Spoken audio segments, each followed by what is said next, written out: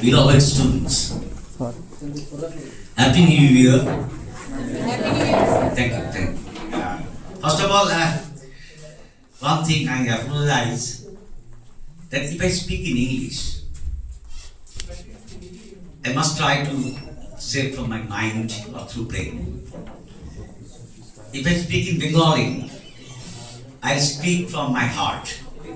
So let's heart wins over the brain. আমরা বাংলায় বলি না, সবাই বাংলা বোঝেন তো নাকি? প্রথমেই আমি বলে রাখছি, দীপ্তিমানদা যে বললেন না, যে আমার নামে বললেন, আমি যতটুকু খবর রেখেছি জানি আর কি, দীপ্তিমানদা অসাধারণ পড়ার সামনে বসে আছেন, আমি ভয়ও পাচ্ছি খালি। হ্যাঁ, তো অ্যাকচুয়ালি আমরা আজকের দিনের মতো হতে চাই, মানে 21 সেঞ্চুরি 21st সেঞ্চুরি যেভাবে আমাদের চাই, আমরা সেই রকম হতে চাই। তার কারণ আমাদের যুগ পরিবর্তন হয়েছে। দাদা এক মিনিট, আমি জাস্ট ইয়ে করে নিই।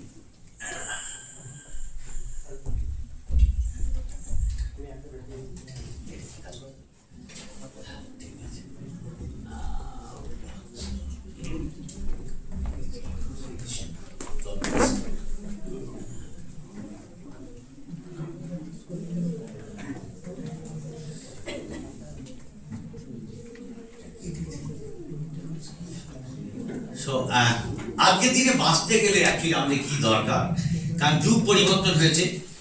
আমাদের সময় আমার বাবারা যখন চাকরি করতেন স্কুলে, তখন পাস করলেই ডেকে নিয়ে যেত, বা এরকম কথাও প্রচলিত ছিল, আরে তোর ছেলে চাকরি পেলো না, মাস্টারই করছে। এটা ছিল আমার বাবাদের সময়, মানে কিছু না পাওয়া গেলে টিচার পাওয়া যেত, প্রাইমারি স্কুল, একটু যদি কোনো রকমের গ্র্যাজুয়েশন করতে পারতো তারা হাই স্কুল। তারপর আমাদের সময় একটু লড়তে হয়েছে কম্পিটিভলি, তাও অবস্থানটা ভালো ছিল, যারা ভালো ছিল তারা স্কুলে চাকরি পেয়েছে। আজকের দিন দাঁড়িয়ে সেরকম ভাবে নেই। আজকে অনেক, আমি লাস্ট 10 বছর, আমি 24 বছর পড়াচ্ছি, এই কলেজেই আছি প্রায় 21 বছর। প্রথম 10-15 বছর একরকম ছিল, আমাদের কলেজ থেকে বা এই কলেজ থেকেও যারা পাস করেছে সঙ্গে সঙ্গে চাকরি পেয়ে যেত। 50% তো ডেপুটেডি আসতেন, আর 50% যারা ফ্রেশার ছিল তারা, যদি আমাদের এই 4টে কলেজ ছিল সরকারি ধারে কাছে আর কি, তো যারা এখান থেকে পড়েছে তাদের অসুবিধা ছিল না, তারা চাকরি পেয়ে যেত। But last 10 years the scenario has been different. আমরা পিছিয়ে গেছি। এখন আমরা বাঙালিরা একটুখানি, আমরা যেটা সমস্যা সবাই বলে, আমরাও বলছি যে আমাদের দুর্নাম আছে, আমরা একটু সেফ অ্যান্ড সিকিউর জায়গায় থাকতে চাই, ঠিক আছে?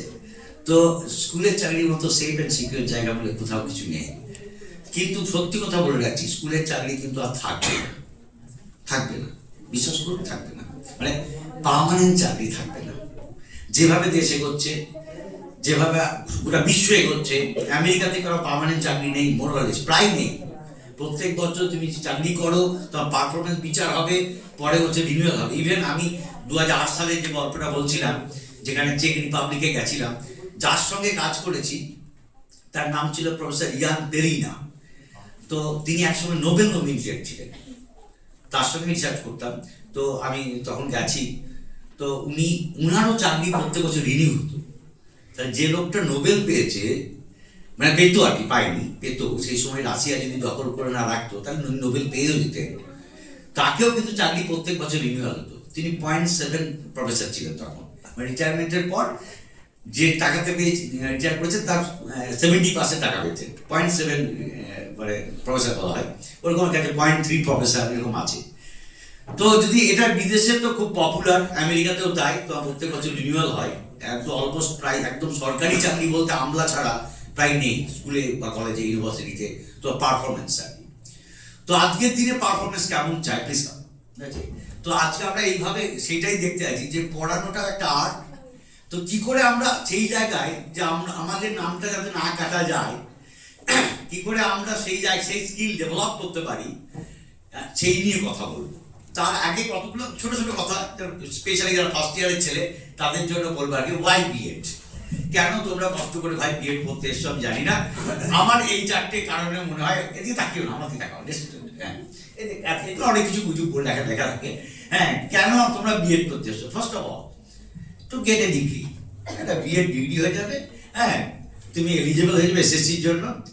এসএসসি চাই, যদি এসএসসি বলে যে আর বিএড লাগবে না, BEd is not mandatory, I think একটা ছেলে থাকবে এখানে, একজনও থাকবে না, ঠিক। সেকেন্ড হলো টু গেট এ পজিশন। এই বাবা বলে দেখ আমার ছেলে এমএ বিএড করে বসে আছে, হ্যাঁ এমএ বিএড করেছে, তার চেয়ারটা আচ্ছা, টু গেট এ পজিশন, ঠিক আছে, social position, to get A entry in school or school level বা অ্যাডমিনিস্ট্রেটিভ, স্কুল অ্যাডমিনিস্ট্রেটিভ যে কোনো ডিআই এসআই যে পোস্টগুলো আছে সেইগুলো, বা ব্লক এডুকেশন অফিসার, এইসব চাকরি পাওয়ার জন্য, ঠিক আছে। আর আরেকটা খুব বাজে কথা বলছি, তাদের কিছুই করার নেই, বার্নার্ড শ বলেছে, আমি বলিনি। বার্নার্ড শ বলেছিলেন যে যাদের কিছু করার নেই তারা পড়ায়, বুঝছে, মানে কিছু করার নেই, বসে আছি, চল বিএডটা করে নি, যদি ভালো কিছু থাকতো তাহলে বিএড করতে আসতাম না। অনেক এরকম বহু লোক আছে, তুমি একা নও, অনেকে আছে। বার্নার্ড শ বলেছে, আমি বলছি না, আজ থেকে প্রায় মধ্যে 70 ইয়ার্স এগো তিনি বলেছিলেন যে যাদের কিছুই করার নেই তারা পড়ায়, ঠিক আছে। তো এবার তো বসে আছি, চল এখনো বিয়েটা হয়নি, বাবা বিয়ে দেয়নি, বেকার আছে, ছেলেদের ক্ষেত্রে চল বসে আছি, কি করবো, চল বিয়েটা করে নি, এই ফাঁকে অন্য কিছু করছি, ফাঁকে বিয়েটা করে নি। তো আমরা এই জন্য এসেছি। এখন যখন এসেই পড়েছি, দেখো কে কিভাবে এসেছো ডাজন্ট ম্যাটার, বাট যখন এসে পড়েছো, মানে পড়েছো মোগলের হাতে, খানা খেতে হবে সাথে, তার মানে যখন পড়ে গেছো এসেছে যে কারণেই হোক, তোমাকে কিন্তু এই জায়গাটা মেনটেন করতে হবে। You have to learn, you have to learn some techniques, বুঝছে, এইভাবে যেতে হবে, সে যে কারণেই আসো, বুঝছে। সো আমরা কি করতে হবে আমাদের আছে, আসলে এই মুহূর্তে তোমাদের ফার্স্ট ইয়ার যা ছেলে মেয়ে আছে তাদের মধ্যে দুটো confusion, whether go to the BEd or NET SET, সবাই প্রায় একই প্রশ্ন, তো নেট সেট দেবো না বিএড করবো আর কি। এখন এই প্রসঙ্গে দুটো কথা বলি আর কি, টু জাজ ইয়োরসেলফ। বিএড এবং বিপিএড দুটোই আছে। হ্যাঁ, BEd BPEd or NET SET, আমি কথা বলছি যে কোন দিকে যাও, বিএড স্পেশাল, বিপিএড এ তাও এমপিএড এ এখনো জায়গা আছে। বিএড এ যারা করছে মাস্টার ডিগ্রি করে এসছে, বিএড করেছে মোটামুটি শেষ, তাদের 2-4 জন বসে আছে এমএড করে বাদ দিলে, তাহলে নেট সেট করবো মাস্টার ডিগ্রি পড়া করার পর না বিএড করতে যাবো, এটা একটা সাংঘাতিক কনফিউজিং থাকে এই বয়সে, এই সময়। এখন আমার কাছে একটাই উত্তর, যে নিজেকে জাজ করো, whether you are capable to teach the college আর ইউনিভার্সিটিস, তাহলে তোমার রিস্ক নিতেই হবে, বুঝছে, you have to take risk. আর যদি বলো না আমি স্কুলে পড়ি আনন্দ পেতে চাই, আমার দ্বারা ওটা হবে না, তাহলে তুমি বিএড করো এবং গিভ 100% টু ইট, বুঝছে। আর যদি মনে করো না আমি আরো বেটার কিছু করতে পারবো, বুঝছে, একদম ভুলে যাও বিএডের কথা, give 100% to the net set, বুঝছে, ইটস আপ টু ইউ, বুঝছে। এরকম দোলাচলে মানে মানে আমার দাদু একটা কথা বলতে, দুধও খাবো তামুকও খাবো এরকম বলে হবে না, হয় দুধ খাও না তামুক খাও, বুঝছে। তো দুটোর মধ্যে একটা তোমাকে ডিসিশন নিতে হবে। এনিওয়ে, এখন যদি বাই চান্স এখানে থাকো বা অন্য কোনো প্রফেশনাল চাকরি করতে চাও, তাহলে বলছে এখন কিন্তু স্কিল ইজ ভেরি ইম্পর্টেন্ট। তুমি কটা অঙ্ক করতে পারো, যেমন আমি ছোট্ট এক্সাম্পল, তুমি যদি নিটের পরীক্ষা দাও, তোমরা অনেকে হয়তো দিয়ে থাকতে পারো, বা যেই পরীক্ষা দিয়েছে তখন এইচএস ছিলে, তখন তুমি যদি বলা হয় যে সারাদিন টাইম দিলে অঙ্কগুলো কর, তাহলে নিটে 180টা প্রশ্নের মধ্যে 180টাই তুমি করতে পারছো, বা 3 ঘন্টায় পারছো না। তার মানে তুমি কি জানো ইম্পর্টেন্ট থেকে তোমার কতটা স্কিল ডেভেলপ করেছে, মানে 3 ঘন্টার মধ্যে তুমি কতগুলো অ্যান্সার দিতে পারছো, কত আছে, that's very important. So now the whole world, মানে এই বিশ্ব এখন স্কিল বেসড, মানে আমি বলবো যে ওয়ার্ল্ড। তার কারণ একটা এক্সাম্পল বলি, আমি লাস্ট পারে যখন ইউরোপ গেছিলাম, আমার বন্ধু বান্ধব গল্প করছিলাম যে দেখো, আমাকে বলছিল দেখো তোমরা তো ভাই 150 কোটি দেশের মানুষ, একদিন গোটা পৃথিবী রাজ করবে। কথাটা সত্যি যে গোটা পৃথিবীর প্রায় 1/5 লোক সংখ্যা আমাদের এখানে আছে। ইউরোপে এখন নেগেটিভ বার্থ রেট চলছে, আমাদের কিন্তু পজিটিভ, মানে ওদের লোক সংখ্যা কিন্তু কমছে, যতজন জন্মাচ্ছে তার থেকে বেশি কিন্তু মরছে। আমাদের উল্টোটা, মরছে কম, জন্মাচ্ছে বেশি। হ্যাঁ, তাহলে আমাদের পজিটিভ বার্থ রেট, মানে আরো বাড়বে, আমরা আরো বাড়বো, ওরা আরো কমবে। তো একটা সময় আসলে ওদের কাজ করার লোক থাকবে না, তো কে কারা করবে, কারণ আমাদের দেশের লোকজনই যাবে। But unfortunately problem is that এই যে 150 কোটি লোকজন আছে তার মধ্যে ম্যাক্সিমাম হলো আনট্রেন আনস্কিল রিসোর্সেস, যাদের কোনো কাজের নয়। তাহলে তোমাকে স্কিল ডেভেলপ করতে হয় ফার্স্ট ওয়ান, তবে তুমি গোটা বিশ্বকে মাতিয়ে বেড়াতে পারবে। তোমার লোক শুধু মানে number of quantity of the human resources doesn't matter, qualitative human resource হতে হবে। ইউ হ্যাভ টু এনরিচ বা you have to enhance your skill first. তাহলে স্কিল ডেভেলপ করতে হবে, তুমি যে কোনো জায়গায় যাও, হয়েছে। সো আমরা এই 21 শতাব্দীতে আগে কি স্কিল দরকার ছিল, একটু পড়াতে পারলেই হতো। এখন আর শুধু পড়াতে পারলেই হবে না, যদি তোমাকে চাকরি টিকিয়ে রাখতে হয়, তোমাকে যদি এখানে করে খেতে হয়, তিনটে স্কিলকে আমরা খুব ইম্পর্টেন্স দিই। ফার্স্ট ওয়ান লার্নিং স্কিল, আচ্ছা। Second one is literacy skill. আগে লিটারেসি বলতে আমরা কি বোঝাতাম, কি বুঝতাম? লিটারেসি মানে যে লিখতে পড়তে সই করতে জানে। এখন আর লিটারেসি ডাজন্ট মিন দ্যাট। এখন যে লোকটা কম্পিউটার মোবাইল চালাতে পারে না, হি ইজ ইলিটারেট। কারণ ইচ অ্যান্ড এভরিথিং তোমাকে কিন্তু মোবাইল বা ল্যাপটপ দিয়ে কাজ করতে হবে, ইচ অ্যান্ড এভরিথিং। তুমি ব্যাংক অ্যাকাউন্ট করতে যাও, তুমি SIR রেডি করতে যাও, তুমি যে কোনো জায়গায়, ইভেন তোমাকে তুমি যদি টাকা পেমেন্টে করতে যাও, you have to use the UPI.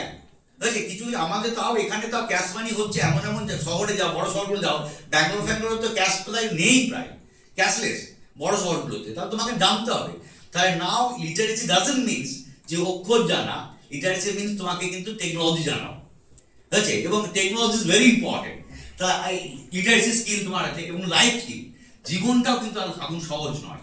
Life is not y equal to MX curve, rather it's a sine wave. আমি বারবার বলি, জীবন সরল লেখা নয়, বরং এটা হলো কি সাইন ওয়েভ।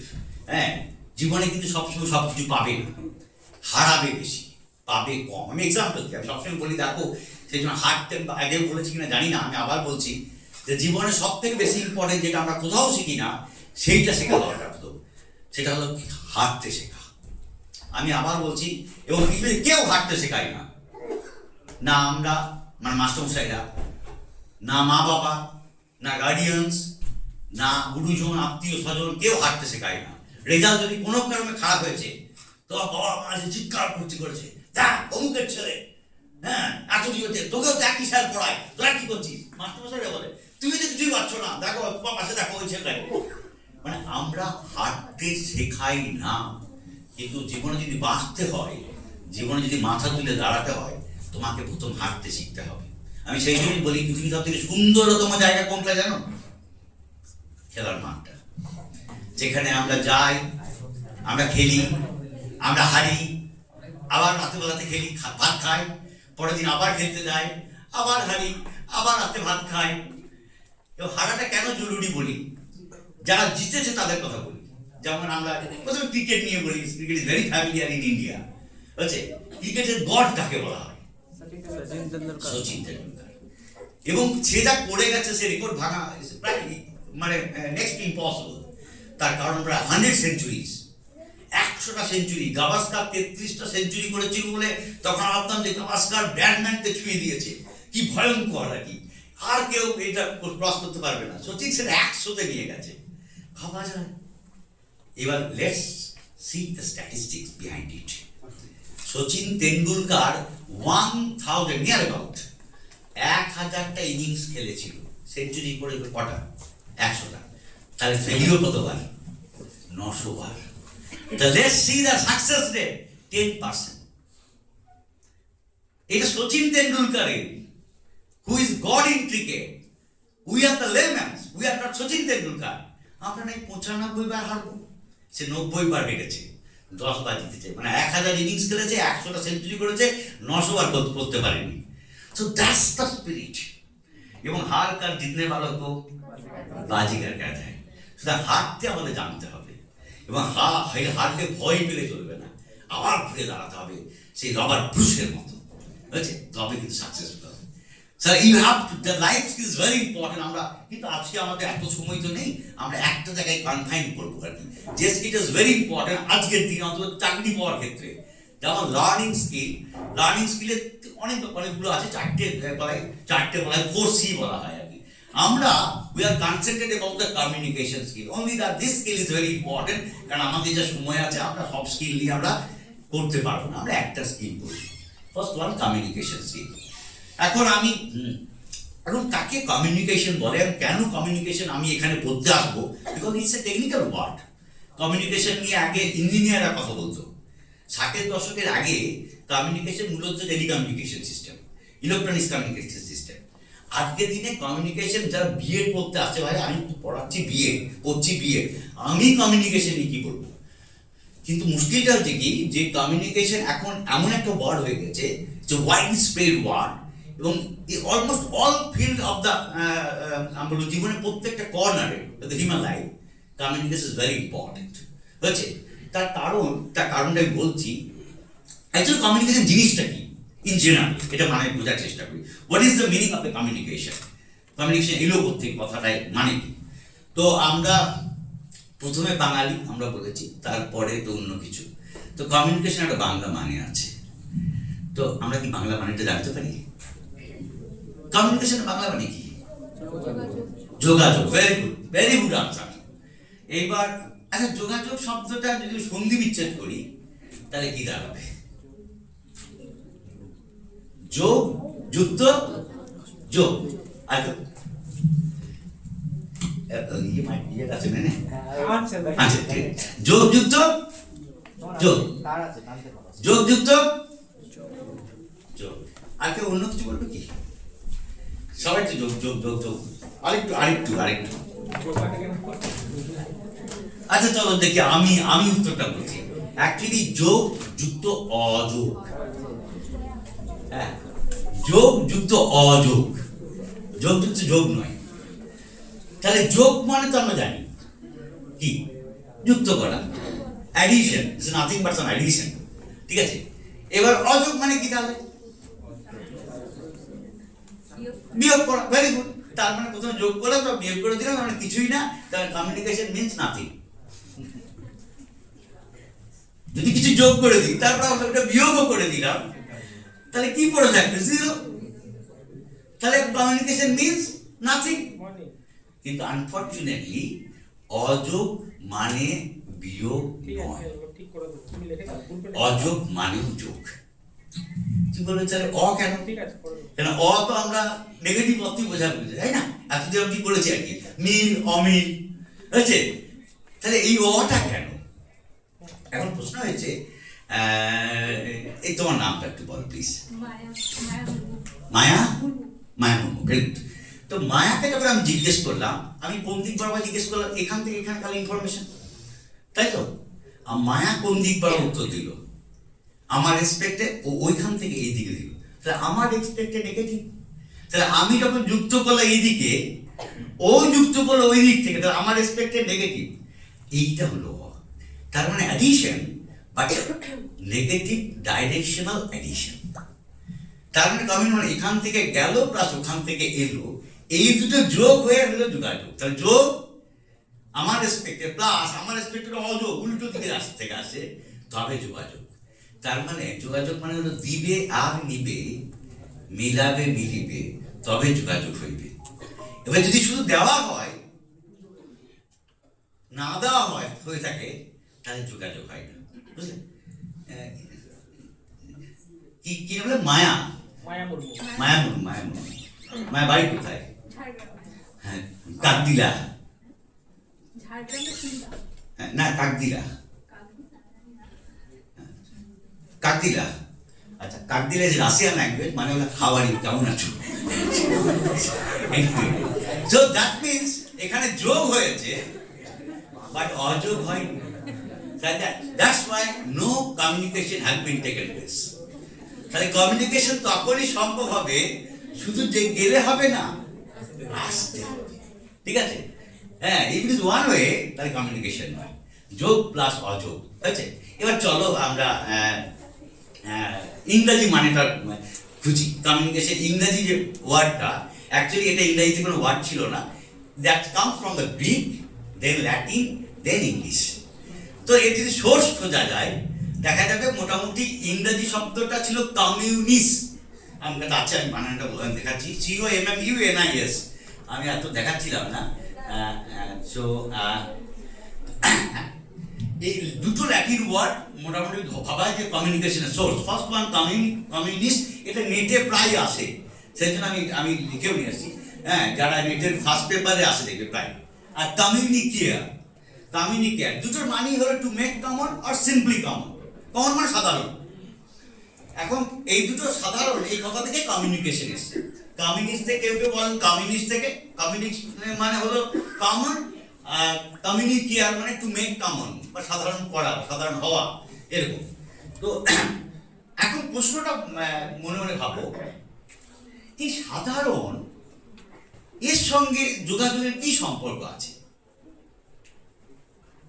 এরকম হচ্ছে না, যোগাযোগ এক ধরনের সাধারণ, মানে কথাটা ছিল সাধারণ থেকে যোগাযোগ কথাটা এসছে। বাংলা যদি বলি, ইংরেজি আমি কি বলছি যে the word communication comes from the Latin word communis or communicare, যেটা বাংলা করে দাঁড়ায় যে যোগাযোগ শব্দটি এসেছে সাধারণ শব্দ থেকে।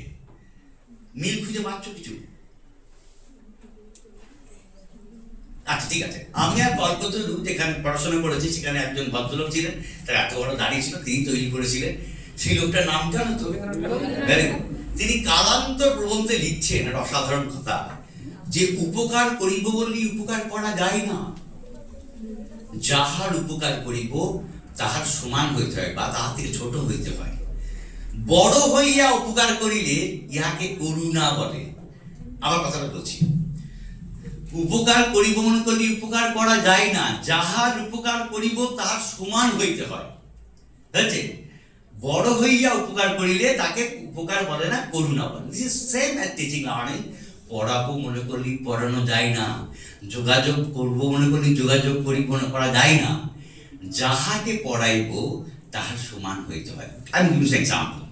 দেখো, যেসব মারা দেখবে বাচ্চাদের পড়াতে ধরো ওয়ানের বাচ্চাটাকে পড়াচ্ছে 2 + 3 = 5, সেটা কিছুতেই বুঝতে পারছে না। এটা বুঝতে পারছি না, এত সহজ। 2 + 3 = 5, মানে এটা না বোঝায় কি আছে তোর মাথায়, কি আছে? আরে বাবা, তুমি যখন 2 এ পড়তে তুমিও বুঝতে না। তার মানে if you want to class 2 student, you have to the common level of the class 2 student. যদি 7 এর বাচ্চাকে পড়াতে যাও, 7 এর বাচ্চার সঙ্গে কমন প্ল্যাটফর্মে থাকতে হবে। 2 এর বাচ্চাকে পড়াতে গেলে 2 এর বাচ্চার মতো হয়ে পড়াতে পারবে, তবে তার সমস্যা বুঝতে পারবে। তাহলে you have to be a common level with your students. You have to be, আমরা কোন বন্ধুর কাছে সব কথা বলি, কোন বন্ধুর কাছে সব কথা বলি? যে সব শুনে, যে আমাদের সব কষ্টটা বুঝে, যে তার মানে we are at common level. এবার সেই বন্ধুকে বলি না, এটা শুনি না, ও ঠিক আছে, হ্যাঁ তুমি তো দুঃখের কথা বলতে যাবে না। তাহলে বি কমন উইথ মানে কমিউনিকেশনের প্রথম হলো কি, যদি কমন লেভেল হয়, একই প্ল্যাটফর্মে থাকো, ভাবনা চিন্তায় দর্শনে, হ্যাঁ সব জায়গাতেই যদি একই হয় কগনিটিভ লেভেলে, তখনই কমিউনিকেশন হবে, আদারওয়াইজ নট। এক্ষুনি বলছিলাম না কাক দিলা, তখন চুপচাপ ছিলে, হ্যাঁ তার মানে উই আর নট কমন। আমি বলছি তুমি জানো না, this is not common, that's why no communication has been taken place. So we have to be common level. Communication প্রথম শর্ত। সুতরাং তুই মনে করো আমি এমএসসি করেছি, বিএড করেছি, পিএইচডি করেছি, তোরা কিছুই জানিস না, স্কুলে গিয়ে মনে করো পড়াতে গিয়ে, তার মানে অ্যাকচুয়ালি স্যার আপনি জানেন না। আপনি প্রথমে ক্লাস 6-এ পড়াতে গেছেন, 6-এর মতো হন, তাদের লেভেলে পৌঁছান, নামুন, আপনি এমএসসি গিয়ে ভুলে যান ক্লাসে, তারপর পড়ান, দেখুন না ছাত্ররা বোঝে কি বোঝে না। তারপর যদি ছাত্ররা না বোঝে, তখন আমাকে বলবে। তাই communication, the term communication came from the Latin word communis or communicare. Both the words have meaning the common, and common in that sense যে কমন হলেই কমিউনিকেশন হবে, আদারওয়াইজ কমিউনিকেশন হবে না। ক্লিয়ার? সো এখন কমিউনিকেশনে আমি এই কমিউনিকেশন নিয়ে বলতে আসি কেন, তার কারণ কি, যে teaching is nothing but communication. এই যে পড়ানো বলি না, তার হাজারটা সংজ্ঞা পাওয়া যাবে, imparting knowledge from teacher to student, গাদা মানে এর এতগুলো সংজ্ঞা পাওয়া যায়, কিন্তু একটা সংজ্ঞাও মানে এফেক্টিভ নয়, কার্যকরী, মেজারেবল নয়। তার থেকে better is measurable and effective definition, teaching is nothing but communication. আমি কেন কথাগুলো বারবার বলছি, এক্সাম্পল দিয়ে বলি।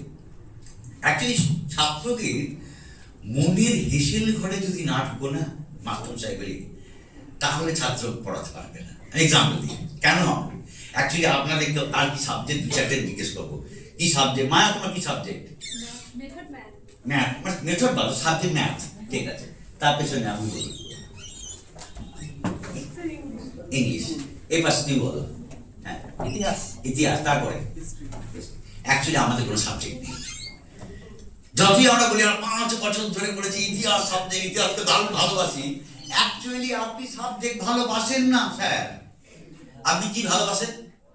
কি ভালোবাসেন বলছি। আমরা যখন মাস্টার ডিগ্রি করতে হয়েছিল তখন থার্ড সেমিস্টারে একটা স্পেশাল পেপার পড়তে হয়নি? হ্যাঁ, কার স্পেশাল পেপার পড়েছি। প্রথম দুটো সেমিস্টারে যে মাস্টারমশাইকে দারুণ লাগতো, হ্যাঁ কি না, তার স্পেশাল পেপার নেওয়ার জন্য ছুটেছি। ম্যাক্সিমাম ক্ষেত্রে 90% ক্ষেত্রে, হ্যাঁ 10% বায়াস বলেই দিয়েছে যে ওইটা পড়িস।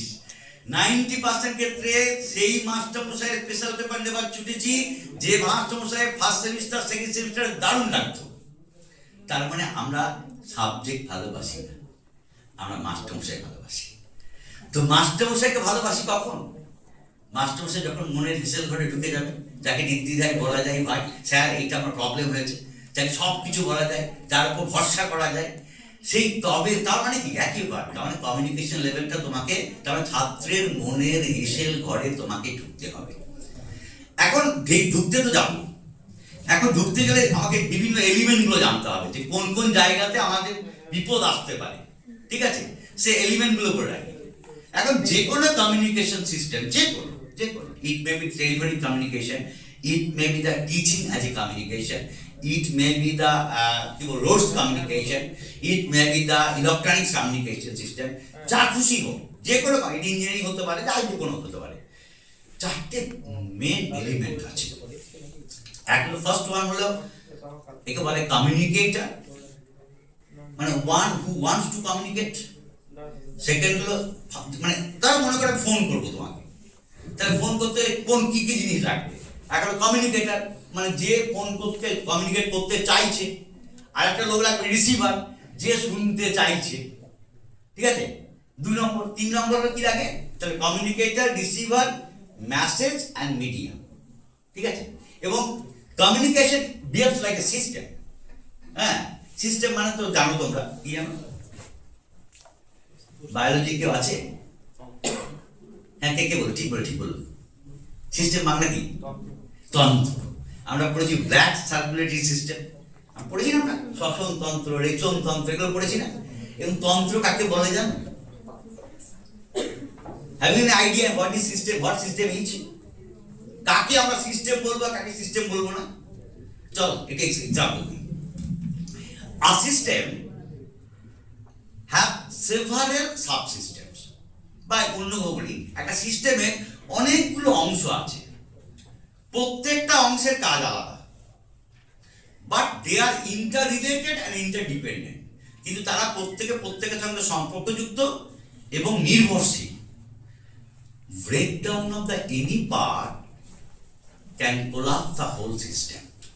একটা পার্ট যদি নষ্ট হয়ে যায়, টোটাল সিস্টেমটা কোলাপস করবে। তার এইটা যদি থাকে তার সিস্টেম, যেমন ব্লাড সাপ্লাই সিস্টেম, কি কি আছে? শিরা আছে, ধমনী আছে, ফুসফুসে শিরা আছে, ফুসফুসে ধমনী আছে, মা ধমনী আছে, হার্ট আছে, হার্টের 4টে ভাগ আছে, অলিন্দ ডান আছে, ত্রিশূল কপাটিকা আছে, লসিকা আছে, সবাই টোটাল মিলে একটা সিস্টেম, ব্লাড সার্কুলেটরি সিস্টেম। মনে করে এতগুলো ধমনী আছে, কি দরকার 2-4টে ছিঁড়ে নাও না, তাহলে বুঝতে পারবে কি অবস্থা। Can collapse the whole system, কি মারা যাবে। হার্ট আছে, হার্ট একদিন বললো ভাই বিজুর ক্যাপাসিটি একটু রেস্ট ফেস্ট নিয়ে নি, বিএডের ঠান্ডাটা আছে, ভাবো যে স্যার ভাব বন্ধ হয়ে গেল, কিছুই না, একটা পার্ট, বাকি সবাই কাজ করছে। আচ্ছা, আমার স্কুটি যদি ভাবো, if you have the scooty or motorcycle like that is, তাহলে তার 1 লক্ষ টাকা দাম আছে, আমি কম করে বলছি। তার মধ্যে কি আছে, প্রচুর ছোট ছোট অনেক পার্ট আছে, প্রত্যেকের কাজ আলাদা, বুঝছে। তার মধ্যে একটা স্টার্টারও আছে, যার দাম 100 টাকা। মনে করো স্টার্টারটা খারাপ হয়ে গেছে, 1 লক্ষ টাকা মোটরসাইকেল অচল, বুঝছে। তার মানে সিস্টেমের অনেকগুলো পার্ট থাকবে, সাব সিস্টেম, প্রত্যেকে আলাদা কাজ, কিন্তু দে আর ইন্টার রিলেটেড, প্রত্যেকের সঙ্গে সম্পর্কযুক্ত অ্যান্ড ইন্টারডিপেন্ডেন্ট, একে অপরের উপর নির্ভরশীল। Breakdown of the any part, যদি একটা ছোট্ট কোনো পার্ট যদি ব্রেকডাউন করে, can collapse the whole system.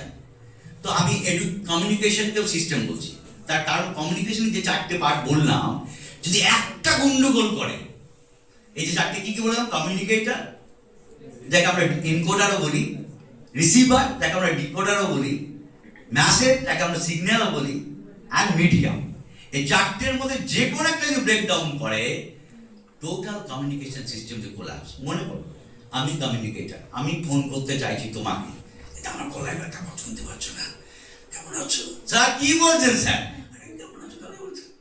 তার মানে কমিউনিকেটার যদি গন্ডগোল থাকে তাহলে মাঝখান দৌড় বাবা নিজে বলে কেটে দিল, তাহলে কমিউনিকেশন ব্রেকডাউন।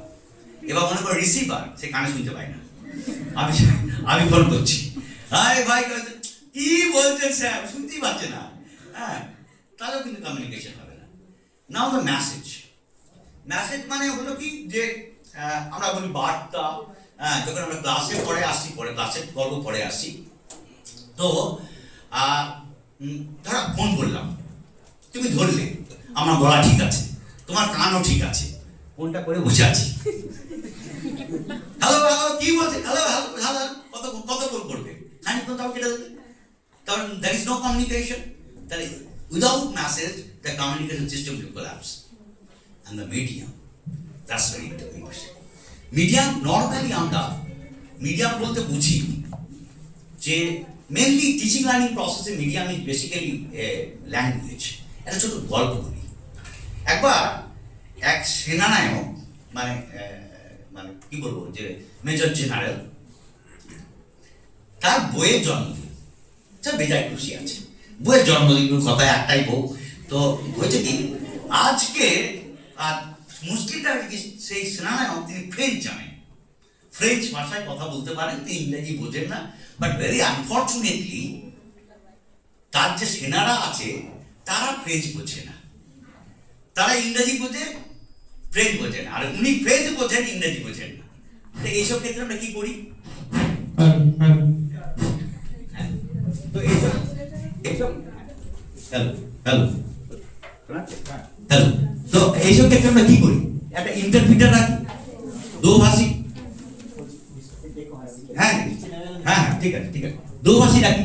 তো দোভাষী আছে, এইবার তিনি আজকে তার বইয়ের জন্মদিন, বেজায় খুশি ভদ্রলোক, তিনি বলেন আজকে কোনো ওয়ার্কআউট নেই, আজকে আমি একটা মজার গল্প বলবো, হ্যাঁ তোমরা শুনবে, আর সবাইকে বিরাট খুশি করে কাজ করতে হবে না আজকে। বাট প্রবলেম ইজ দ্যাট যে ইন্টারপ্রিটার ছিল, হি ওয়াজ সো ব্রিলিয়েন্ট, সাংঘাতিক বুদ্ধি করে, হ্যাঁ সাউন্ডটা মধ্যে ডিস্টার্ব করছে, হ্যাঁ হি ওয়াজ সো ব্রিলিয়েন্ট। তো বললো স্যার আপনি যদি এক লাইন করে বলেন আর আমি ট্রান্সলেট করে করে যাই, ইন্টারপ্রেট করে যাই, তাহলে গোটা গল্পটার রসভঙ্গ হয়ে যাবে। তাতে এক কাজ করুন, আপনি গোটা গল্পটা বলে দিন, ঠিক আছে, আমি সেটাকে পরে ট্রান্সলেট করে দেবো ইংরেজিতে। তো তিনি বলছেন বাহ দারুণ আইডিয়া, ভেরি গুড। তো তিনি মজা সে আর খুশিতে আছেন, আর রসিয়ে রসিয়ে রসিয়ে 20 মিনিট ধরে গল্পটা বললেন। তারপর ইন্টারপ্রিটার পালা, তিনি ট্রান্সলেট করবেন। তো তিনি তাই না, আমি আগেই বলেছি ই ওয়াজ টু ব্রিলিয়েন্ট, এবং মিনিট খুব বেশি হলে তিনি গল্পটা বললেন, ইন্টারপ্রেট করে দিলেন, আর লোকজন হেসে গড়িয়ে গেল। এইবার lieutenant colonel was totally perplexed, astonished. How it is possible? It takes 20 minutes to complete the whole story. 20 minute লাগলো আমার শেষ করতে, 2 মিনিটে ভাই তুমি কি বললে আমার জাদু, যে আমার হেসে গড়িয়ে গেল। তুমি জিজ্ঞেস করেছি তুমি কি বললে ভাই, বলে ভেরি সিম্পল স্যার। আমি বললাম এতক্ষণ লেফটেন্যান্ট কর্নেল হাসির গল্প বললে, এবার আমরা হাসুন। So that's the problem of the medium. তার মানে মিডিয়াম যদি ঠিক কমন না হয়, মিডিয়াম যদি ঠিক না থাকে, তুমি ভালো কমিউনিকেটর, তুমি ভালো রিসিভার, হ্যাঁ তোমার বার্তা আছে, তুমি বলতেও চাও কিছু, you have some concept, ideas, okay, you want to share, but unfortunately the medium is not common. Unfortunately the problem of the media, if the problem persists in medium, যদি মিডিয়ামে প্রবলেম থাকে তাহলেও কমিউনিকেশন হবে না।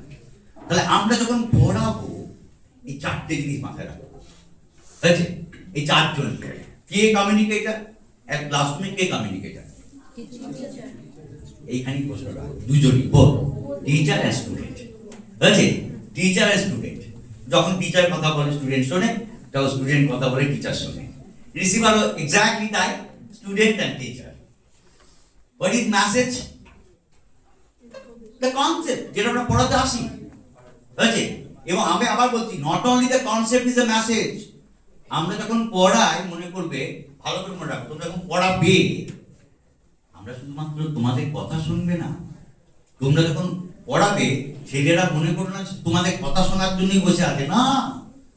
আমরা যখন পড়াই আমাদের কথা শুনে এরকম ছেলেরা তা নয়, গিলে খায়। ম্যাডাম কি ধরনের চুড়ি পরেছে, ম্যাডাম এই যে কানের দুলটা কেমন করতে না তোমরা? বলতে স্যারের দেখ জুতোটা নতুন, ঘড়িটা মনে হচ্ছে বিয়েতে পেয়েছে, এরকম এখন দেখতে না তোমরা? অ্যাকচুয়ালি আমরা শুধুমাত্র পড়া শুনি না, each and everything, our attitude, আমাদের চলা ফেরা, আমাদের dress code, each and everything, all of the actually it is a combination of the message, not only the concept, each and everything which are noticed, which are observed by our students, these are the message. এই সম্মিলিত রূপ হলো message. Okay? And the এই চারটে জিনিস, আর what is the medium? আমি আগেই বললাম, পড়ানোর ক্ষেত্রে language is the medium. So try to use that kind of language যেটা স্টুডেন্ট বোঝে। তুমি হয়তো ইংরেজি ভালো জানো, হ্যাঁ, কিন্তু এরকম ভাবার দরকার নেই তোমার স্টুডেন্টও ভালো ইংরেজি জানে, ঠিক আছে? সুতরাং আমরা কিন্তু চেষ্টা করবো ল্যাঙ্গুয়েজটাকে ঠিক আছে। তাহলে যখন পড়াবে চারটে দিন মাথা রাখবো, কমিউনিকেটার আমি ঠিক আছি কিনা, আমি কনফিডেন্ট কিনা, সেটা পরে বলছি আর কি, রিসিভার ঠিক আছে কিনা, আর পৃথিবীতে বলে রাখি কেউ পড়তে ভালোবাসে না, এই চরম সত্যটা মনে রাখবে, আছে না আমি, না তুমি, না অ্যালবার্ট আইনস্টাইন, আছে যারা বিখ্যাত লোক, তেতো কথা শুনতে কেউ ভালোবাসে না। এইবার তোমার কাজ কি হলো কি, যে তুমি এমন ভাবে বলবে যাতে কর্ণকুহরে বসিল গো, মানে না শুনে উপায় নাই, আছে। এখন আমি একটা এক্সাম্পল দিই, সবসময় বলি আর কি, স্টিভ জেরার্ড নাম যদি শুনে থাকো দেখবে, তার একটা বেস্ট সেলিং বই আছে, তার নাম হলো হাউ টু সেল ইয়োরসেলফ, কি করে নিজেকে বিক্রি করবে। তিনি একটা অসাধারণ কথা লিখছেন যে everything in the world, everything in the world is sellable. এই বিশ্বের সব কিছুই বিক্রয়যোগ্য, সবাই বিক্রি হয়, বুঝছে? হ্যাঁ, এবার বিক্রি করতে জানতে হবে। আমি এক্সাম্পল দিচ্ছি, ধরো তুমি সব, তোমাকে ঘুষ দিতে 1 লাখ টাকা, তুমি রাজি হচ্ছ, 2 লাখ টাকা, 1 কোটি টাকা দিয়ে তুমি রাজি হয়ে যেতে পারো, ভাবতে পারো। হ্যাঁ, কেউ আমার টাকাতে রাজি হয় না, ভালোবাসায় বিক্রি হয়। তাহলে বিক্রি হয়, দেখবে বাজারে যেমন ভালো রসগোল্লা বিক্রি হয়, সব থেকে পচা মিষ্টি হলো ওই কালো জাম, মানে সব মিষ্টি যখন নষ্ট হয়ে যায় তখন ওই ছানার সঙ্গে মাখিয়ে কালো জাম করে, সেটা একটা ভালো মোড়কে দিয়ে এটাও কিন্তু বিক্রি হয়। তাহলে you have to know how to sell, everything in the world is saleable. এবার তুমি যখন মাস্টার মশাই, আমি যখন মাস্টার মশাই, আমি বিক্রি করতে এসেছি, আমি কথা বিক্রি করবো, তাহলে আমাকে জানতে হবে প্রেজেন্টেশন, আমি কিভাবে বিক্রি করবো, দ্যাট ভেরি ইম্পর্টেন্ট। এবার আমাকে বিক্রি কর, তুমি যখন টিচার হবে, অ্যাকচুয়ালি তুমি কথাই বিক্রি করবে। যারা নেতা হয় তারা কথা বিক্রি করে। এই যে এলআইসি এজেন্টগুলো, তুমি জানো তোমার কিছু হবে না, তাও আপনার একটু ছোট কেন, তারা কথাতে বিক্রি করে। আচ্ছা, এবং পৃথিবীতে এরকম বহু জিনিস আছে, তোমাকে লোকে ঠকিয়ে দিয়ে চলে বিক্রি করবে, তারা বিক্রি করে, তারা বিক্রি করতে জানতে হয়। আমরাও বিক্রি করবো, আমি এখন কথা বিক্রি করতে এসেছি, ঠিক আছে? সুতরাং আমি দেখি কতটা কথা বিক্রি করতে পারি। আমরা যখন পড়াবো, মানে কমিউনিকেশন করছি, কিভাবে আমরা কমিউনিকেট করবো? অ্যাকচুয়ালি আবার বলছি যে যারা আমরা, তুমি ছোটবেলা তুমি ধরো যে এই মাস্টার ডিগ্রি প্রায় 17 বছরের জার্নি, হ্যাঁ, 1 থেকে যদি মাস্টার ডিগ্রি বিএড করার মধ্যে 17-18 বছরের জার্নি, কেউ যদি নার্সারি থেকে পড়ে একটু বেশি হবে। এই কয়েকশো টিচারের সান্নিধ্যে এসছো, সব টিচারের কথা মনে আছে না, সবার কথা মনে আসে কখন কখন না, 5-6 জন টিচারের কথা মনে আসে। তাহলে লেটস ট্রাই টু আন্ডারস্ট্যান্ড এই 5-6 জনের মধ্যে কি এমন আছে যা বাকি 94-95 মধ্যে নেই। সেইটা তোমাকে অভ্যস্ত করতে হবে, সেইটা তোমাকে সেই স্কিলটা তোমাকে ডেভেলপ করতে হবে। যার কথা তুমি শুনতে এত ভালোবাসতে, সেই 5-6 জন বা 10 জন যেটা 90 জন থেকে আলাদা করেছে, সে আলাদা উপায়গুলো কি, সেইগুলো আমরা আগে জানি। এখন আমি বলছি যে কমিউনিকেশন, আমি জেনারেল কথা বলছিলাম, এবার আমি বলছি টিচিং অ্যাজ এ কমিউনিকেশন। আমি কথা বলছি শুধু এইটুকু, যে আমরা এসেছি যে এই কথাটা জানানোর জন্য যে আমরা সবাই টিচার হবো, 3rd সেমিস্টারের ছেলেরা এরপরই বেরিয়ে যাবে, তো আমরা কি করে কমিউনিকেট করবো? অ্যাকচুয়ালি ক্লাসরুমে আমরা কিভাবে কমিউনিকেট করি? ভাষণ নেই, যেটা বলছি, বুঝলে, তাই না? হ্যাঁ, একে বলে এই যে মানে চিৎকার করছি, কথা বলছি, কখনো কখনো বোর্ড ওয়ার্ক করবো। হ্যাঁ, এখানে বোর্ড নেই, তাই খালি ওয়ার্ক করতে হতো। তো এনিওয়ে, তাহলে এইগুলো হলো ভার্বাল কমিউনিকেশন। আচ্ছা, আমি দু চারজনের নামগন্ধ জেনে যাই, পরে যদি রাস্তাঘাটে দেখা হয় নাকি। হ্যাঁ, আচ্ছা, তাহলে কিভাবে আমরা কমিউনিকেশন করি ক্লাসরুমে? থ্রু আওয়ার ওয়ার্ডস বা থ্রু আ স্পিচ, যাই বলো, মানে কথা বলে। sometimes they use our boards writing something, okay, asking questions, something like that, okay. এই তোমার নাম কি জানো? প্রিয়াঙ্কা মান্ডি, কোন সাবজেক্ট? সাবজেক্ট কোন? ভূগোল। সুপর্ণা সাবজেক্ট কত? লেটস লুক, আমি নাম জিজ্ঞেসই করিনি, বুঝছে? So that is called non-verbal communication. তাহলে ক্লাসরুমে শুধুমাত্র কথাই বলি না, এই কাজটাই বেশি করি। এবং রিসার্চ বলে আমি জিজ্ঞেস করি, তার দাঁড়ালাম, আমি একটু মাইকটা দিয়েছি, একবার জিজ্ঞেস করি ওর নাম কি, কি সাবজেক্ট, আমি শুধু একে জিজ্ঞেস করেছি। বাট আমি যেটা চেয়েছিলাম সেটা পেয়ে গেছি, আর নাম পেয়েছি। তো that is called the non verbal one, and why it is so important. কেন এই কথাটা বেশি বলি? বিকজ কুবান্টু একজন সায়েন্টিস্ট, তিনি একটা রিসার্চ করলেন 1986-এ। তিনি বললেন, দেখো, আমরা যা পড়াই এবং তার এফেক্টিভনেস অফ আওয়ার টিচিং, তার মধ্যে ভার্বাল কমিউনিকেশন অনলি 7%। অর্থাৎ যা বক বক বক বক করে পড়ি, যতক্ষণ কাটিয়ে এসে যেগুলো আমরা ক্লাসরুমে টোকায় লেখায় পড়াই, তার ইম্প্যাক্ট হলো মাত্র 7%। আর নন ভার্বাল কমিউনিকেশন, তার ইম্প্যাক্ট হলো 93%। ইমাজিন, তাহলে ভালো টিচারদের খারাপ টিচারদের পার্থক্য কোথায়? এখানে বলছো। অর্থাৎ তুমি কি বলেছো ইম্পর্টেন্ট নয়, বাট নন ভার্বালি যে কমিউনিকেশন, ইশারা, ইঙ্গিত, gesture, posture, attitude, that makes the differences.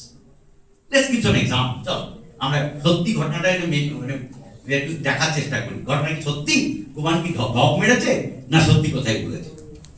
আচ্ছা, আমরা প্রাইমারি স্কুলের কথা মনে আছে আমাদের সবার? কে কোন প্রাইমারি স্কুলে পড়েছে মনে আছে? একটু যান না পিছিয়ে 17 বছর আগে, সেই প্রাইমারি স্কুলে সেই মাস্টার মশাইদের কথা ভাবুন মনে মনে। কি পড়িয়েছে মনে আছে? মোরালেস নেই, নো। কি পড়িয়েছে মনে থাকার কথা নেই, বাট কিভাবে আসতেন, কিভাবে চলতেন, কিভাবে মারতেন, কিভাবে শেয়ার খেতেন, কিভাবে পেটাতেন, কিভাবে ধুতির কথাটা বুঝতেন, each and everything you can remember, because all were non verbal communication. But verbally what he communicated, কিন্তু মুখে যেগুলো বলেছিল একটা মনে নেই।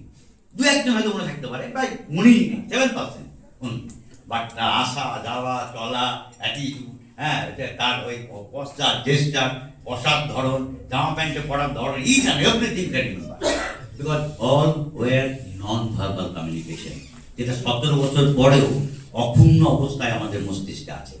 বাট কি পড়িয়েছেন সেগুলো কিন্তু 17 বছর সব ভুলে মেরে দিয়েছি। বুঝেছে? That's natural. তাহলে what makes the good teacher to great teacher? বুঝেছে? Non-verbal communication. ভার্বাল কমিউনিকেশনে মোরালে সব টিচারই কাছাকাছি কথা বলে, বুঝেছে? বাট প্রায় সব টিচারই একই বই পড়ছে, একই ধরনের কথা বলছে, একটু ডিফার করে হয়তো। হ্যাঁ, তারা একটু বেশি পড়াশোনা করেন, তারা একটু বেশি ইন ডেপথ কথা বলেন। But the non-verbal communication, that makes the senses. বুঝেছে? That's very important. কিভাবে বলছি, বুঝেছে, কেমন ভাবে বলবো আর কেমন ভাবে বলবো না, বুঝেছে? তো দ্যাটস ইম্পর্টেন্ট। তো আমরা চলো ওই জায়গাতে কমিউনিকেশন স্কিলের ওই জায়গাতে আমরা ঠিক করার চেষ্টা করি ফার্স্ট। সো এত কিছু তো আছে, এত কিছু বলবো না, হ্যাঁ, এত কিছু বলার কোনো দরকার নেই, এগুলো অনেক আজেবাজে কথাও আছে। So that's very important. Your spatial, your gesture, your movement, your facial expression, your showing models, writing blackboard. Sorry, writing blackboard should be here. Okay. Writing blackboard also verbal communication. Talking. Sorry. So that's very important. So আমরা এখানে এবার যখন আমরা ক্লাসে এই যে SSC দেবো, মুখ দেবো, এটা দেবো, বা আপনারা যারা টিচার এসেছি, তারা সবাই কিন্তু দারুণ টিচার হওয়ার জন্য এসেছি। সবাই বলো, দেখো এই অমুক বিএস স্যার চললো, মনটা পড়ে যায়, বুকটা খুলে যায়, তাই না? সবাই দারুণ গ্রেট টিচার হতে আসে। বাট আনফর্চুনেটলি সবাই আমরা কিন্তু গ্রেট হয় না। 100 জনের মধ্যে 10 জন বলেছি ভালো হয়, 90 জন হতে পারি না। তো what's the problem? And who is responsible of this non-communication of a classroom situation? Teacher পড়াচ্ছে, দারুণ পড়াচ্ছে, ফাটিয়ে, স্টুডেন্ট শুনছে না, কে দায়ী? টিচার না স্টুডেন্ট? টিচার বলবে কারণ টিচার অবস্থা এখন বলছে, এটা সিম্পল আনসার, ইয়েস টিচার। এবং তুমি জানো কত পার্সেন্টেজ টিচার দায়ী? টিচার কত পার্সেন্ট দায়ী? 100% মধ্যে টিচারের দায়িত্ব কত percent? It's near about 60% teacher দায়ী। আর স্টুডেন্ট দায়ী কত পার্সেন্ট মাত্র? No, only 20%। 20% environment. That's it. The teacher is very important. Teacher দায়ী, দায়ীটা টিচার। আমি আবার বলছি, পৃথিবীতে কেউ তেতো কথা শুনতে ভালোবাসে না। এটা আমাদের প্রিয়া জানছেন, ধরে নিয়ে আসতো আমাকে। কিন্তু আমি এমন ভাবে বলবো, বুঝেছে, যে শুনতে বাধ্য হয়। ঠিক আছে, কারা কারা ট্রেনে এসেছো বলো? ট্রেন ধরে আসো সবাই, বিষ্ণুপুরি বাড়ি। ট্রেনে আসো কারা কারা? ট্রেন ধরে আসো মাত্র 2-3 জন। বাঁকুড়া থেকে যারা আসছে। বাঁকুড়া থেকে কজন? ওই কটা? হ্যাঁ, হস্টেলে থাকো। আজকে শনিবার বাড়ি যাবে না? হ্যাঁ হ্যাঁ, এই যে সব ফিরবে না, হস্টেলে থাকো তো কি আছে, ছুটি তো, কাল ছুটি আছে না? আর ফিরবে কারা? ফিরবে কারা কারা? পেছন দিকে ওটা নাকি? কিসে যাবে? হ্যাঁ, ট্রেনে যাও, ট্রেনে যাও, বাস চলছে না। হ্যাঁ, সিরিয়াসলি বলছি, সিরিয়াসলি বলছি, বাসে বিরাট অ্যাক্সিডেন্ট হয়েছে, সিরিয়াসলি বলছি। তো ট্রেনে যেতে হবে, উপায় নেই। আর তোমাদের এই যে আরে কি জায়গাটা আমাদের রামসাগরটা পেরিয়ে কি না, ওন্দা নাকি বিরাট অ্যাক্সিডেন্ট হয়েছে। গোটা রাস্তা তোমার ব্লক। তোমরা ট্রেনে যাও। কজন আছো তোমরা এরকম? কজন আছো এরকম? বাঁকুড়া থেকে যারা আছে তারা তো আমি বলবো। অ্যাকচুয়ালি ওনাদের কোনো অ্যাক্সিডেন্ট হয়নি, সিরিয়াসলি ওনাদের কোনো অ্যাক্সিডেন্ট হয়নি, বাস দিব্যি চলছে অ্যাকচুয়ালি। এবার কিন্তু ভাবতে শুরু করে দিয়েছে, তার কারণ কি? বিকজ টাচেস আওয়ার লাইভলিহুড, যেটা আমাদের জীবন ছুঁয়ে যায়, সেটা নিয়ে আমাদের ভাবতে পাই না, ভাবনা আছে। এই যদি বলতাম মঙ্গল গ্রহে জল দেওয়া বন্ধ করে দিয়েছে, বদলে ভবিট। বাট যখনই আমাদের জীবনের সঙ্গে রিলেটেড, যখনই বললাম অন্ধারটা অ্যাক্সিডেন্ট হয়েছে, বাড়ি যাবো কি করে, ট্রেন ধরতে হবে, each and everybody was going trying to go to the Bankura, they are thinking it. So পড়ানোটা বেরোবে, পড়ানো তোমার জীবন ছুঁয়ে যেতে হবে, বুঝেছে? So anyway, communication in that's way যাতে জীবনকে স্পর্শ করে, লাইফকে ছুঁয়ে যায়। এনিওয়ে, সো 20% হলো মাত্র স্টুডেন্ট দায়ী। এবং তাও কেন সেটা পরে বলছি। অ্যাকচুয়ালি কেন স্টুডেন্ট দায়ী বলি, আমাদের poor listening skill is very important. 20% যে দায়ী বলো স্টুডেন্ট, তাদের পুয়ার লিসেনিং স্কিল। কেন? তারা শুনতে পছন্দ করে না। বলতে দাও, ফাটিয়ে দেবে বলতে, কিন্তু শুনবে না। এবং না শুনিয়া শুনিয়া লামার্কের তত্ত্ব অনুযায়ী কর্ণের কর্ণক্ষমতা হ্রাস পাইয়াছে। মানে লামার্ক বলেছে অব্যবহার নীতি, ব্যবহার নীতি। সুতরাং তুমি বলতে দাও, 1 ঘন্টা ফাটিয়ে বন্ধুর সঙ্গে বলবে, কিন্তু বলতো ভাই 1 ঘন্টা বস, পড়াবো, একটা কখন শেষ হবে, বুঝেছে? এবং আবার কিন্তু এইখানেই প্রশ্নটা, যে বড় হবার প্রথম শর্ত কি? টিচার হওয়ার তো বাদই দিলাম, টিচার হওয়ার শর্ত এটাই, ভালো হবার শর্ত কি, পপুলার হওয়ার শর্ত কি? If you want to be a great teacher, if you want to be a great spokesman, if you want to be a great father, if you want to be a great friend, if you want to be a great statesman, if you want to be a good husband, if you want to be a good wife, what is the main basic condition? ধৈর্য Now, listen be a good listener first. Okay, be a good listener first. Okay, ভালো শোনো, শুনতে শেখো। তুই বলে শেষ করবে না। যারা পৃথিবীতে বিখ্যাত হয়ে যায়, নাম বলছি, ধরে ধরে বলছি, গান্ধী, নেতাজি সুভাষচন্দ্র বোস, জওহরলাল নেহরু। আজকের দিনে দাঁড়িয়ে নরেন্দ্র মোদী, যদি তুমি কোনদিন প্রশান্ত কিশোরের ইন্টারভিউ করো, দেখবে বলবে যে নরেন্দ্র মোদী দারুণ শ্রোতা, ঘন্টার পর ঘন্টা শুনে যেত, ঠিক আছে? এবং যারাই সাকসেসফুল হয়েছে তারা বেসিক কন্ডিশন তারা good listener. If you want to get husband, তোমাকে শুনতে হবে, যা বলবে শোনো। If you want to get my wife, তোমাকে শুনতে হবে। If you want to get friend, কেন বললাম কোন বন্ধুর কাছে আমরা সব কথা বলি? যে বন্ধু আমাদের কথা শোনে। If you want to get leader, you have to get listeners. এবং ভগবান দেখো কি অসাধারণ আমাদের শরীরটা করেছে। আমাদের কটা কান আছে, মুখ কটা, তার মানে কি যা বলবো তা দ্বিগুণ শুনবো। বাট ভেরি আনফর্চুনেটলি আমরা দ্বিগুণ বলি আর একগুণ শুনি। তাহলে first condition of being a good teacher or great teacher to be a good listener first. ছাত্রদের কথা শোনো, প্রয়োজনে কামটাকে নিয়ে এরকম করে বের করে শোনো।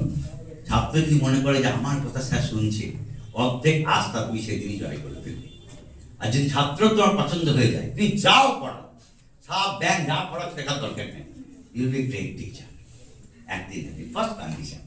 এনিওয়ে, এবার চল একটু ফিজিক্স পড়ে নি। ফিজিক্স বলতে ইচ্ছা করছে অনেকক্ষণ ধরে ফিজিক্স পড়ে, আচ্ছা কারণ ফিজিক্সের লোক তো। আচ্ছা, আমরা কতগুলো কথা শুনতে পাই পার মিনিট? হ্যাঁ, কতগুলো কথা শুনতে পাই per minute? How many words?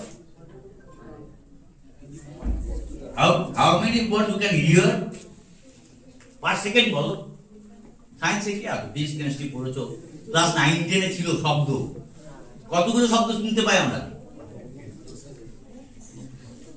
কতগুলো? একটু 9-10 আছে, যাও না, এইসব খাই। অ্যাকচুয়ালি মনোসিলেবল 10টা, অর্থবহ শব্দ শুনতে হয় 5টা সেকেন্ডে। তাহলে মিনিটে কটা? 300। বাট ভগবানের কি কৃপা দেখো, বলতে পারি 450, শুনতে পাই 300। যদি বোঝার চেষ্টা করে শুনতে চাই তাহলে 250। তার মানে অলমোস্ট ডাবল আমরা বলতে পারি। আমি বলতে পারি কোনো ব্যাপার নেই, তো আমার সমাজ কোনো অসুবিধা নেই, তুমি বুঝতে না বুঝে দেখা দরকার নেই, আমি বলতে পারি, আমি স্পিকিং করতে পারি। তাহলে জাস্ট রিমেম্বার, আমরা যখন নর্মাল স্পেসে যদি বলি, আমরা যে রেটে শুনতে পাই তার থেকে অনেক স্পিডে বলতে পারি। তাহলে কি হবে? ছাত্রদের ক্যাপাসিটি 250-300 বলে বোঝার চেষ্টা করছে, তাহলে বাকি যে তুমি আরো 150 ওয়ার্ড বললে সেগুলো মাথার উপর দিয়ে চলে যাবে। তার মানে কখনো কখনো কিছু না বলাটাও অনেক কিছু বলে। তা keep silence, keep pause when you're trying to teach. সবসময় কথা বলার দরকার নেই, মাঝে মাঝে কিছু না বলাটাও অনেক। যেমন আমি বলি, আমি সবসময় এক্সাম্পল দিই কথাটা, যে জানো you know what is the meaning of the responsible? Responsible কথার অর্থ কি? সবাই জানে, যে চলো এক এক করে বলো না, রেসপন্সিবল বাংলা অর্থ কি বা এমনি অর্থ কি? দায়িত্ব, দায়িত্ববান নাকি?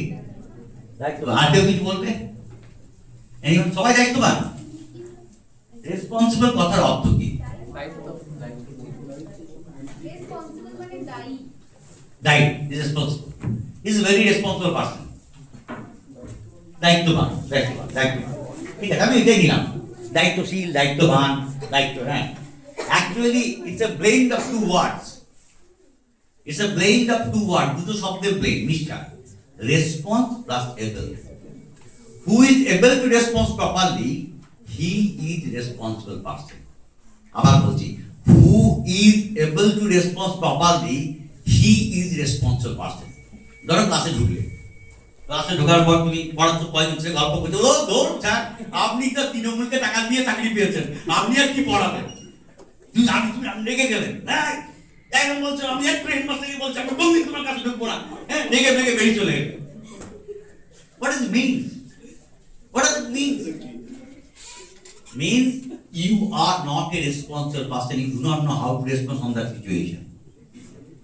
ধরো চাকরি করো, বাড়ি থেকে চাকরিতে খরনাক্ত ক্লান্ত হয়ে এসেছো, ঘরে ঢুকেছো, প্রথমে ধরো বউ আছে এক ঘরে, গেলে আর বাবা তুমি থাকো না, তোমার মা পাগলা করে দিচ্ছে, দাঁড়িয়ে দিচ্ছে, বুড়িটা মরেও না, আমাকে শান্তি দেয় না। রুম থেকে গিয়ে মায়ের রুমে গেলে খোকা তুই থাকিস না, আমাকে জ্বালিয়ে পুড়িয়ে খেলে আমি থাকতে পারবো না। এবার তুমি কি করবে? সো তুমি বইয়ের কথা শুনে যদি মাকে দু থাপ্পড় লাগাও, বা উল্টোটা মায়ের কথা শুনে যদি বউকে দু থাপ্পড় লাগাও, what does it mean?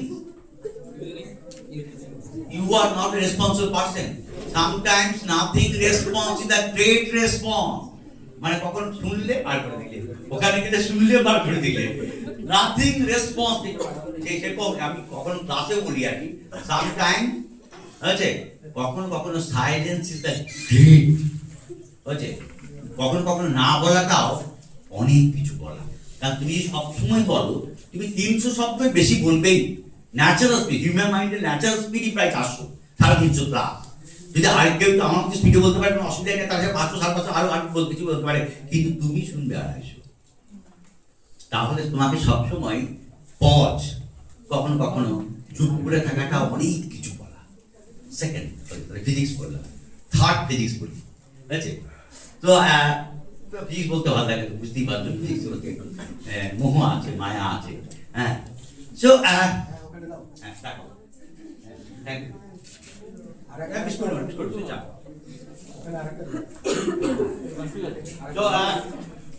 এই চাটা পেলে না কি আমেজটা আসে, এনার্জি বেড়ে যায়। চলো আন্ডারস্ট্যান্ড। এইবার আমরা চেষ্টা করি, এই যে পার্টগুলো ছিল যে এখন কি করে আমরা ভালো টিচার হতে চাই, তো আমরা এগুলো বাদ দিয়ে দেবো। এগুলো হয়ে গেছে, এগুলো বাদ দাও।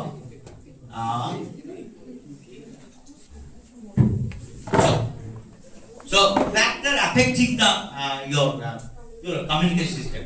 এত জটিল জিনিস জেনে লাভ নেই। আমরা কি করতে পারি আর কি করতে পারি না, এগুলো অনেক কিছু বলাতে অ্যাকচুয়ালি সেই বলাগুলো একটু ঢুকে যাবে। যখন পড়াবো, কাদেরকে পড়াচ্ছি একটু ভাবতেই হবে আর কি। হ্যাঁ, তো কাদেরকে পড়াচ্ছি অ্যাকচুয়ালি জিজ্ঞেস করা, কি বুঝতে পারলি, এরকম জিজ্ঞেস করার দরকার নেই। কি বুঝতে পারলে জিজ্ঞেস করার দরকার নেই। তার কারণ তুমি মুখ দেখলেই বুঝতে পারবে যে হাঁ করলেই বুঝতে পারবে হাওড়া যাবে না হালুয়া খাবে, ঠিক আছে? শুধু এরকম ন্যাচারাল, এগুলো এইসব কি করে লিখেছে, এগুলো দরকার নেই আর কি। হ্যাঁ, তবে কি কাজটা তোমরা করতে পারো অ্যাজ এ টিচার। এই আমাকে একটা কথা বলে যে মোটিভেশনাল স্পিকার এরকম ধরনের বিষয় বলে দিল, হ্যাঁ, তাতে আমি খুব মোটিভেটেড হয়ে গেলাম, দারুণ হয়তো মোটিভেট করতে পারি। হ্যাঁ, চলো আমি 2-4টে মোটিভেশনের গল্প বলি।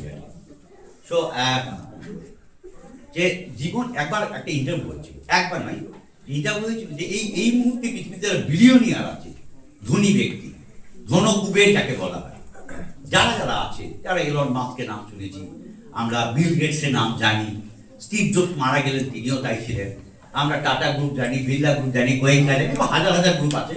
হ্যাঁ, যারা বিলিয়নিয়ার, যাদের ধনকুবের, এই ধনকুবেরদের মধ্যে 85% তারা এক প্রজন্মেই ধনকুবের হয়েছে। এলন মাস্ক বাবা সিম্পল লোক ছিলেন, বিল গেটস বাবা উকিল ছিলেন, হ্যাঁ, তিনি বিশেষ সেরা ধনী হয়েছিলেন। এরা হলো 85%, আর 15% দে আর ফ্রম ইনহেরিটেন্স, মানে তাদের বাপ ঠাকুরদা ছিল, তার সেরকম টাটা, টাটা দাদু ছিল জামশেদজি টাটা, সেখান থেকে গোয়েঙ্কা, বিড়লা, এরা ছিল। তো একটা ইন্টারভিউ নেওয়া হয়েছিল যে এই যে 50% মানুষ ধনকুবের, তারা এক প্রজন্মে সাকসেসফুল যে হয়ে গেল, এক প্রজন্ম মানে 20 বছর 30 বছরে, 20 বছর আগে এলন মাস্কের নাম কেউ জানতোই না, আমি গ্যারান্টি দিয়ে বলছি, হয়েছে? বিল গেটসের নাম 20 বছর 25 বছর আগেই শোনা গেছে প্রথম, হয়েছে? যখন মাইক্রোসফট আস্তে আস্তে আসে বাজারে, তারা তখন তিনি ধনকুবের হননি, আর তারা 20 বছর 25 বছর 30 বছরের মধ্যে তারা এই জায়গায় পৌঁছাচ্ছে। তো what's the secret behind it? কি তাদের এই পেছনে চাবিকাঠিটা কি, সাফল্যের চাবিকাঠি কি? সবাইকে ইন্টারভিউ নেওয়া হয়েছিল, সবাই। সো মোরলেস সব জায়গাতেই প্রায় একই ধরনের আনসার করেছে। কি আনসারটা শুনে অবাক হয়েছে, একই আনসার প্রায় সবাই, ইন্ডিভিজুয়ালি ছিল, কার সঙ্গে কারো লিঙ্ক নেই, কাউকে বলা হয়নি জানেন তো স্টিভ জবস যেটা বলেছে আপনি কি বলছেন বলুন, এটা বলে দিল, হ্যাঁ, ইন্ডিভিজুয়াল আলাদা আলাদা। The answer is that we read books. একটাই আনসার, আমরা বই পড়ি, এবং রেট অফ রিডিং বুক শুনে আরো মাথা মারাত্মক, but we don't read fiction, আমরা ফিকশন পড়ি, বই পড়ি। হচ্ছে এবং rate of reading book 1 book in a week, মানে 50 new books in a year. এবং তারা ব্যবসা করছেন আলাদা, কিন্তু বই পড়ছেন। টাটা স্টিল বিক্রি করছে, রতন টাটা বই পড়ছেন, হচ্ছে কারণ। এবং আমি বলছি যে বই, আমি সেই অপশন বলি স্টুডেন্টের যে পড়ার কোনো বিকল্প নেই, হচ্ছে। আর সবসময় যে পড়লেই যে বিরাট কিছু তা নয়, পড়ার কোনো বিকল্পও নেই জীবনে বড় হতে গেলে, আর কোনো বিকল্প নেই। পড়লেই বড় হবে এটা আমি গ্যারান্টি দিতে পারছি না, বাট বড় অফিসার করতেই হবে, হচ্ছে। এবং পড়া মানে কিরকম, মানে বই পড়া মানে কিরকম, আমি এক্সাম্পল বলছি। তার বই পড়ার কনসেপ্ট তো বেশি দিনকার নয়। তার কারণ আগে বই লেখা হতো, আগে আগে মানুষ যে কোনো ফরম্যাটই হোক, এখন তো বই লোকে মোবাইলে পড়ে নাকি। আগে কি করতো, সে যে কোনো উপায় করুক, আগে মেনলি বই পড়তো। বই বলে কিছু ছিল না, যে মানে পাহাড়ের যে ধারে গায়ে, মানে গুহা বা ইয়েতে পাথরে লিখে লেখা হতো, এইটাই ছিল বই। তারপর প্যাপিরাস পেপার বের হলো, সেখানে লেখা শুরু হলো। আস্তে আস্তে আস্তে গুটেনবার্গ যখন এলো, একটা রিভলিউশন আছে যে মানে 16 শতাব্দীতে, তখন এই যে ফরম্যাটের বই এইবার শুরু হলো আর কি। 1 বছরের মধ্যে তিনি প্রায় 40,000 কপি বাইবেল ছেপে দিলেন। তারপর করতে করতে করতে আজকের এই বই করতে করতে আজকে আবার অন্যরকম বই, ডিজিটাল বই। যে কোনো বই পড়তে, কিন্তু বই পড়তে হবে যে কোনো ফর্মে। তবে আমার একটা পার্সোনাল ভিউ আছে যে ভালোবাসার একটা স্পর্শ দরকার হয়। যেমন ভালোবাসার স্পর্শ দরকার হয়, যাকে আমরা ভালোবাসি তাকে আমরা তাদেরকে টাচ করতে ভালোবাসি, এবং টাচ যদি না আসে তাহলে সেই ভালোবাসার ফিলিংসটা আসে না। সুতরাং যে বইয়ে স্পর্শ নেই, ডিজিটাল বইয়ের কোনো স্পর্শ করা যায় না। তো this is the drawbacks of this. এই যে এই বই, আগে মনে আছে ছোটবেলা যখন বই কিনতাম গন্ধ শুনতাম, হ্যাঁ, এইটাকে ধরে যে তুই যখন রাত্রিবেলায় আমরা যখন পড়ি পড়ে ঘুমাই, দেখবে বুকের উপর বই পড়ে আছে, আমরা ঘুমাচ্ছি, এই যে ফিলিং, এই যে টাচ, হ্যাঁ, আমরা বুকে জড়িয়ে ধরে, এই ধরনের বইয়ের কোনো বিকল্প নেই। যতই আমাদের ডিজিটাল ফরম্যাট হয়ে যাক, যাই হয়ে যাক, এবং কষ্ট, আমি বলছি যে কোনো বই পড়তে পারো, বাট এই ধরনের বই যেগুলো পেপার বাইন্ডিং, যাকে আমরা বুকে ধরতে পারি, টাচ করতে পারি, স্পর্শ করতে পারি, এবং প্রত্যেকটা ভালোবাসাতে স্পর্শ কিন্তু আমাদের বাড়িয়েছে, ঠিক আছে। এই যে হ্যাঁ, তার আলাদা স্পর্শ, তার আলাদা ফিলিংস, একটা মায়া তৈরি হয়ে যায়। ডিজিটাল বই পড়তে কোনো মায়া তৈরি হয় না, পড়া হয়ে গেলে তা ভুলে গেছো, কোথায় লিখেছো সি ড্রাইভে না ডি ড্রাইভে মনেই নেই, ঠিক আছে। বাট এই বইটাতে ওই যে প্রথম পত্র থেকে আরম্ভ করে প্রত্যেকটা লাইন যেন মনে কোথায় গাঁথা থাকে, একটা স্পর্শ আছে। সুতরাং পড়াশোনার কোনো বিকল্প নেই। আমি আবার বলি সেকেন্ড, এবার পড়াশোনা করতে কি আছে, পড়াশোনা করবে, কিন্তু মুশকিল হলো পড়াশোনা তো সহজ জিনিস নয়। এইখানে আমি আগে এই গল্পটা বলেছি, আবার বলছি, এই প্রসঙ্গে বলবো, নিয়ে আবার কমিউনিকেশনে যাবো। পড়াশোনাটা এত সহজ জিনিস নয়। আবার বলছি, পড়াশোনা পৃথিবীর সবথেকে কঠিনতম কাজ।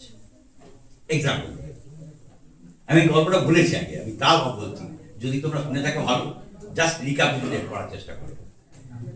আমাদের যেটুকু ইতিহাস আমরা পাই, আমরা মোটামুটি আমাদের মেহেরগড় সভ্যতা, যেটা হলো গ্রামীণ সভ্যতা, তারপরে সেরকম ইতিহাস আমরা পাই না। তারপরে আমাদের যে সভ্যতা হয়ে ওঠে সেটা হলো হরপ্পা, ইন্দাস ভ্যালি সিভিলাইজেশন, সিন্ধু সভ্যতা, হরপ্পা মহেঞ্জোদারো সভ্যতা যেটা বলি আমরা। সেখানেও করতে হবে এডুকেশন সিস্টেম নিয়ে কোনো আলোচনা নেই, তার কারণ কোনো লিপি পাঠকদার হয়, শুধু দেখতে পেয়েছি ওই পোড়া ইটের কাজ, ড্রেন, হ্যাঁ, এইগুলো আমরা দেখতে পেয়েছি, চানাঘাট, অমুখানা, রাজার বাড়ি, পাহাড়ের উঁচু জায়গায় সব। তারপরে যে সিভিলাইজেশন গড়ে ওঠে সেটা আরিয়ান সিভিলাইজেশন, আর্য সভ্যতা, আমরা অন্য সময় বলে কি বৈদিক সভ্যতা। তো আর্যরা যখন ভারতবর্ষে আসে, হ্যাঁ, তারা এসেই প্রথমে বিরাট কাজ করলো। কি কাজ করলো, যে সমাজের স্ট্র্যাটিফিকেশন অফ দ্য সোসাইটি, সমাজকে ভেঙে দিল 4টে স্তরে, 4টে বর্ণে। মনে আছে সে কি বর্ণ? ব্রাহ্মণ, বৈশ্য, বৈশ্য। Very good. তাহলে লাস্টে শুরু শুদ্ধ, তারা কি কাজ করতো? অপর 3টে বর্ণ তাদের সেবা করতো, হাড় ভাঙা পরিশ্রম করতো। থাকতো কোথায়? সমাজের নগরের প্রান্তে। নগরে তাদের স্থান ছিল না। তাহলে যারা ভাবছে যে আমি প্রচুর পরিশ্রম করছি, সাকসেসফুল হব, তোমারও দাম নাই, মানে শূদ্ররা কিন্তু দাম পায়নি সোসাইটিতে। ঠিক তার উপরে কি করতে হবে? ব্যবসা বাণিজ্য করে। ব্যবসাটা অনেক পরে এসছে, প্রথম দিকে কৃষিকাজ, পশুপালন, মূলত পরের দিকে ব্যবসা বাণিজ্য, ঠিক আছে। এবার কৃষিকাজ করতো মানে কি, তারা লোকের মুখে অন্ন তুলে দিত, যারা ভাবছো যে আমি এত লোককে মৎস্য করলাম, এত লোককে খাওয়ালাম, বিরাট পুণ্য করলাম, ভাবো যারা মানুষের মুখে অন্ন তুলে দিত তাদেরকেও আর্যরা কিন্তু প্রথমে রাখেনি, একদম শেষের দিক থেকে 2 নম্বর, প্রথম থেকে 3 নম্বর রাখে। তাহলে সেটা আর্যরা সেটাকে বিরাট কাজ বলে মনে করছেন না। তারপরে কি করতো? যুদ্ধ করতো, দেশের জন্য লড়াই করতো, এবং লড়াই করে প্রাণ দিলে তার বীর গাথা লেখা হতো, বীর অমুক, বুঝেছে? এবং প্রাণ দিতে হতো অনেক সময়, বহু সময়। প্রাণের থেকে বড় কিছু নেই, আছে কিছু প্রাণের থেকে বড়? মানুষের তো প্রাণেরই ভয়, তা আর তো কিছু ভয় নেই।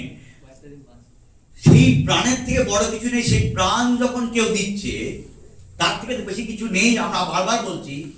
তারপরেও আর্যরা কিন্তু তাদেরকে প্রথমে রাখেনি, তাদেরকে রাখে কি করতো? পূজা অর্চনা। তাহলে প্রশ্ন হচ্ছে, are the Aryans are stupid? আর্যরা কি বোকা? আর্য কি সত্যি বোকা ছিল? যারা পুজো করতো, অর্চনা করতো, এ করতো, তাদেরকে রাখলো প্রথমে, আর যারা জীবন দিত তাদেরকে সে দিতেই হবে। আর the Aryans are stupid? No.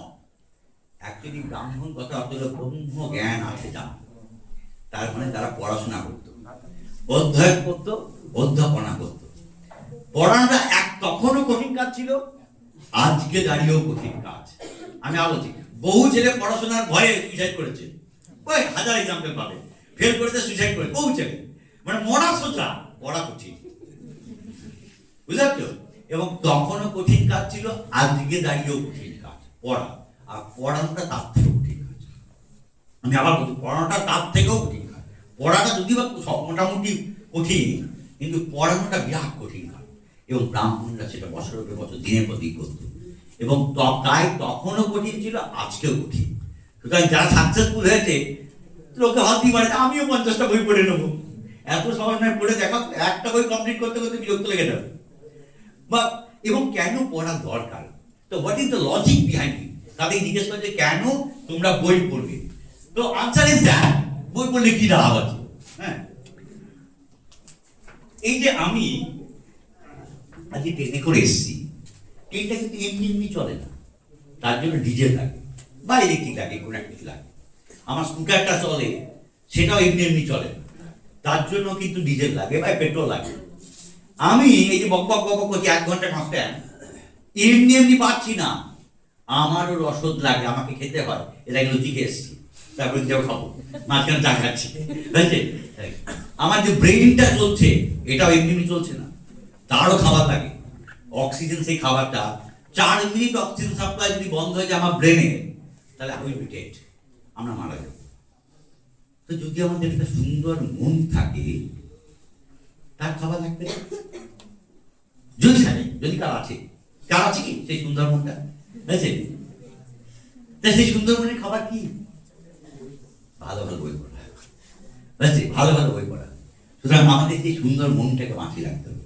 যারা ক্রিয়েটিভ, যারা বিখ্যাত হয়েছে, তারা প্রত্যেক ক্রিয়েটিভ ভীষণ, এবং এই ক্রিয়েটিভিটি বাঁচানোর জন্যই তারা করেছে এবং দিন রাত করে যাচ্ছে। তা তুমিও যদি সাকসেসফুল চাও, as a teacher, as a leader, as a entrepreneur, হচ্ছে তোমাকে কিন্তু করতেই হবে, কোনো বিকল্প নেই। মানে কোনো বিকল্প, কোনো রাস্তা নেই, পৃথিবীর ইতিহাস এখন অব্দি নেই। আবার বলছি, কাদেরকে চিনি ভাবো তো, 200 বছর আগে কথা বলি, আজ থেকে 150-200 বছর কোন লোকগুলোকে চিনেছি? কার কথা মনে আছে আমার? খুব বেশি বলে সক্রেটিস মনে আছে, প্লেটো মনে আছে, আলেকজান্ডার মনে আছে, হ্যাঁ, আমার কি আছে, আমরা আর কাকে উদাহরণ দেবো আর কি? হ্যাঁ, আকবরের কথা ভারতবর্ষ বেরিয়ে গেলে কেউ চেনে না। নিউটনের কথা মনে আছে, আর একটু পিছিয়ে যাই আমরা, আর্যভট্টের কথা মনে আছে, ব্রহ্মগুপ্ত মনে আছে, ঠিক আছে? চলো, যখন মনে পড়ে গেল ব্রহ্মগুপ্ত, আমি এইখানে কথা বলে আবার কমিউনিকেশন চলে যাবো। সো তারা সবাই পড়াশোনা করছে, তারা সবাই যতগুলো বিখ্যাত নাম বলছি সবাই পড়ে।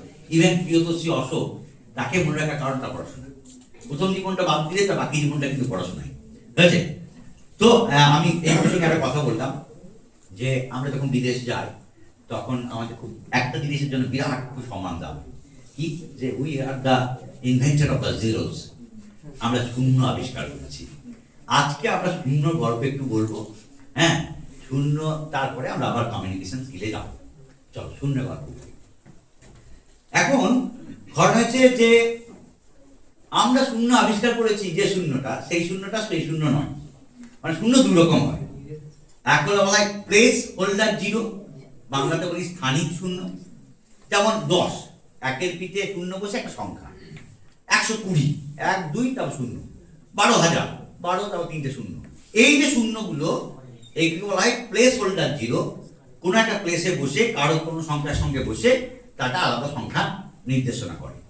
এই শূন্য ইন্ডিয়ানরা আবিষ্কার করে নাই, ঠিক আছে? এই জন্য আমাদের কোনো ক্রেডিট নেই। এই শূন্যের ব্যবহার গ্রিকরা জানতো, রোমানরা জানতো, ইনকা জানতো, মায়ান সিভিলাইজেশন জানতো, ইভেন আমাদের হরপ্রমাণিত লোক জানতো। কারণ তখন যে যুদ্ধ করতে হতো 9 জন সৈন্য নিয়ে যুদ্ধ হয়নি, হ্যাঁ 10 সৈনিক তো শূন্যটা আসবে, দুটা বেশি। এখন আমরা কি জন্য বিখ্যাত, কেন আমাদের লোকে এত ইয়ে করে, মানে সম্মান করে? আর এক ধরনের শূন্য আছে, যেমন 5 - 5 ইকুয়াল টু 0। এই যে জিরো, এই জিরোটা আমাদের আবিষ্কার। তুমি এবার ভাবো যে 5টা ছিল, 5টা বিয়োগ হয়ে গেল, কিছু থাকলো না, তাহলে শূন্য মানে কিছুই না। যেটা কিছুই না সেটা নিয়ে আবার মাতামাতি কেন, মনে হয় না? আবার বলছি 5 মানে 2 - 2 0, 0 মানে দুটো 2 টাকা দিলাম, আবার 2 টাকা কেড়ে নিলাম, তাহলে তোমার হাতে ক টাকা পড়ে গেল? 0 টাকা, মানে কিছুই না। তাহলে শূন্য মানে কিছুই না। তাহলে কিছুই যখন না, তাহলে বিদেশের লোকজন আমাদেরকে এত আদর করার কি আছে? অ্যাকচুয়ালি শূন্য মানে কিছুই না, এই ভাবনাটা দুর্বল, বুঝলে? শূন্য মানে অনেক কিছু, বুঝলে? তো লেটস ট্রাই টু আন্ডারস্ট্যান্ড মাইথোলজিক্যালি। তারপরে আমি আসি আমাদের যে পুরনো, এটা মোটামুটি ব্রহ্মগুপ্ত মোটামুটি 6th সেঞ্চুরি, 6 থেকে 7ম শতাব্দীতে ব্রহ্মগুপ্তের মোটামুটি ধারণা বা যে ব্রহ্ম সিদ্ধান্ত যেতে। তো মাইথোলজিক্যালি আমরা ভাবি শূন্য, শূন্য কাকে বলে? তো মাইথোলজিক্যালি যদি এরকম ভাবি, মনে করো আমি y অ্যাক্সিস, আর 2 - 2 = 0। মনে করো 2 - 2 সমান 0, সবাই জানি তো নাকি? তাহলে মনে করো আমি এটা y অ্যাক্সিস, আমার হাত দুটো x অ্যাক্সিস, তাহলে +1 +2, আর এদিকে -1 -2। তাহলে শূন্য মানে কি? +2 - 2 বা +2 +2 সমান 0। তার মানে এখান থেকে এতটা হলো শূন্য, এখান +2, তার সঙ্গে কি যোগ করতে বলেছি? -2। তাহলে এই +2 থেকে -2 যোগ করো, দ্যাট ইজ 0। এবার +2 না, +∞। এদিকে ভাবো -∞ ইকুয়াল টু 0। এবার x অ্যাক্সিস নয়, এই অ্যাক্সিস ভাবো, z অ্যাক্সিস ভাবো, সব অ্যাক্সিস ভাবো, তার মানে গোটা হোল ওয়ার্ল্ড ইজ আন্ডার 0। মানে সীমার মাঝে অসীম তুমি, বুঝলে? তো তার মানে শূন্য মানে একটি শূন্য নয়, যা পরিপূর্ণ সমগ্র বিশ্বে। এটা mythological. Let's try to understand science. এখন যার জন্য আমাদের এত আনন্দ দেওয়া হয়, আমাদেরকে এত মানে সম্মান দেওয়া হয়, শূন্য মানে 3-4টে, যারা ম্যাথ বা ফিজিক্স বা যারা সায়েন্স পড়েছে তাদের জন্য, যারা আর্টস পড়েছেন হয়তো একটু ভুলে যেতেও পারে, 3-4টে সব মানে আমাকে উত্তর দাও। এক হলো 0/2 কত? 0, মেনে নিলাম। 2/0 কত? ইনফিনিটি, অসীম, ঠিক আছে, মেনে নিলাম। 0/0 কত? আনডিফাইন্ড। কেন হলো আনডিফাইন্ড? 5/5 1, 2/2 1, বাট 0/0 আনডিফাইন্ড কেন? এবার তো let's try to understand what 0 is. এবার আসি আমরা, তাহলে 0টা কেমন সংখ্যা যেটা আনডিফাইন্ড হয়ে যাচ্ছে? এখন 0 যদি বই পড়ো দেখবে, ক্লাস 1 2 3 পড়ে দেখবে the natural number starts with 1। স্বাভাবিক সংখ্যা হলো 1 2 3 4 5, শূন্য হলো অন্য ধরনের সংখ্যা। হ্যাঁ, হোল নাম্বার সবাই এক, ন্যাচারাল নাম্বার হোল নাম্বারও, কিন্তু এখানে 0 whole number but is not natural. তাহলে কি আমাদের অস্বাভাবিক সংখ্যা? তো কি ধরনের সংখ্যা? সংখ্যাটা অ্যাকচুয়ালি কি? কেন 0/0 আনডিফাইন্ড? এক্সাম্পল, অ্যাকচুয়ালি 0 মানে কিছুই না, এইটা মন থেকে বাদ দাও। 0 মানে অনেক কিছু। কিরকম? এক্সাম্পল ধরো তোমাকে জিজ্ঞেস কর, 0 ইজ এ রিলেটিভ নাম্বার। সামনে বসছে না পিছনে? হ্যাঁ না হ্যাঁ এক্স্যাক্টলি আমি ধর ম্যাথের জানি না সেরকম ভাবে বলি, কারণ সবাই তার ম্যাথের ভালো বোঝে না, মানে general zero is a relative number, আপেক্ষিক সংখ্যা। ধরো তোমাকে জিজ্ঞেস করা হতো যে ভাই তোমার ওজন কত, তুমি বলে শীতকালে না গ্রীষ্মকালে, আমি গ্রীষ্মে বলে না স্যার শীতকালে প্রতিদিন সমান নাকি না, তাই একটু ধুলো ফুলে জমে থাকে, হ্যাঁ আর গ্রীষ্মকালে প্রতি সমান নাকি তাই ধুলো কম থাকে, তাই শীতকালে না গ্রীষ্মকালে। এই তো সবকে হাসতে শুরু করেছে। তার মানে তুমি যদি 60 কেজি ওজন হও, তোমার কাছে 5 গ্রাম ধুলো থাকা যা না থাকাও তাই। আমরা যখন 10 কেজি আলু কিনতে যাই ভাবি 10 কেজি 0.01 ভাবি, 10 কেজি 5 গ্রাম ভাবি না। তাই এই যে 5 গ্রাম এই যে ধুলোর ওজন, এইটা তোমার শরীরের নিরিখে শূন্য, কিন্তু 5 গ্রাম শূন্য নয়, সোনা কিনতে গেলে বুঝতে পারবে। যখন আমরা সোনা কিনবো তাহলে তখন বুঝতে হবে 5 গ্রাম কি কত ইম্পর্টেন্ট হয়েছে। কিন্তু যখন তুমি বডি ওয়েট করবো, সেইখানে 60 কেজি ওজনের সঙ্গে তোমার যদি 2 গ্রাম 3 গ্রাম বেড়েও যায়, আমরা ওটা খুব একটা ম্যাটার করি না, তাকাইও না। এই সেজন্য আমাদের যে ওয়েট মেশিনগুলো থাকে সেটা 1 গ্রাম 2 গ্রাম মাপাই যায় না প্রায়, হ্যাঁ তার কারণ কি, ইটস ভ্যালুলেস, কারণ এটা আমরা শূন্যই আমরা নেগলেক্ট করতে পারি।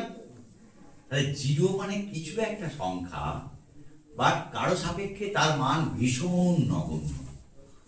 আবার বলছি, জিরো হলে রিলেটিভ নাম্বার, মানে আপেক্ষিক সংখ্যা, তাই কারো সাপেক্ষে একটা সংখ্যা, আমরা সংখ্যা, তাহলে 5 গ্রাম জিরো কখন, যখন বডি ওয়েট মাপছি, কিন্তু সোনা কিন থেকে 5 গ্রাম জিরো নয়।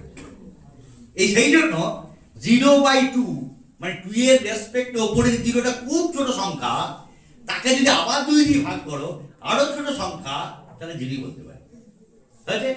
এবার 2/0, তাহলে 2 এর অনেক বড় সংখ্যা, 2 এর রেসপেক্টে নিচের সংখ্যাটা খুব ক্ষুদ্র সংখ্যা, এবং ক্ষুদ্র সংখ্যা দিয়ে যদি ভাগ করো তাহলে অসংখ্যবার ভাগ করা যাবে, সেই জন্য ইনফাইনাইট। আর 0/0 কোনো সংখ্যা নেই এখানে, তাহলে উপরে জিরোটা কার রেসপেক্টে জিরো জানো না, নিচের জিরোটা কার রেসপেক্টে জিরো, বিকজ আর কোনো সংখ্যা আমাদের নেই। দ্যাটস ওয়াই আনডিফাইন্ড, জানি না মশাই, অসংজ্ঞাত বাংলায় বলা হয়, সংজ্ঞা দেওয়া যায় না, কারণ পাশে কোনো অন্য সংখ্যা নেই, আমার স্বাভাবিক সংখ্যায় থাকতো এখানে, তাহলে আমি নির্দ্বিধায় বলতে পারতাম কত হচ্ছে। যেহেতু আর কোনো স্বাভাবিক সংখ্যা ধারে কাছে নেই আমার, সুতরাং উপরে জিরোটা কার রেসপেক্টে জিরো জানি না, নিচের জিরোটা কার রেসপেক্টে জিরো জানি না, দ্যাটস ওয়াই ইটস আনডিফাইন্ড, বুঝলে। তাহলে zero is a relative number. এই যে কন্ট্রিবিউশন, এই কন্ট্রিবিউশনটা ইতিহাসে বুঝলে, এবং এটা কিন্তু কোনো লিখিত দলিল সেভাবে নেই। অ্যাকচুয়ালি সেই সময় অ্যারেবিয়ানরা এখানে বাণিজ্য করতে আসতো, তারা শিখে গেছিল, তারা এখান থেকে ফ্রান্সে যায়, ফ্রান্সে গিয়ে তারা বলে, ধন্যবাদ দাও আজকে ইরান ইরাক যারা আছে তাদেরকে, যে তারাই বলেছিল we have learn from Indians.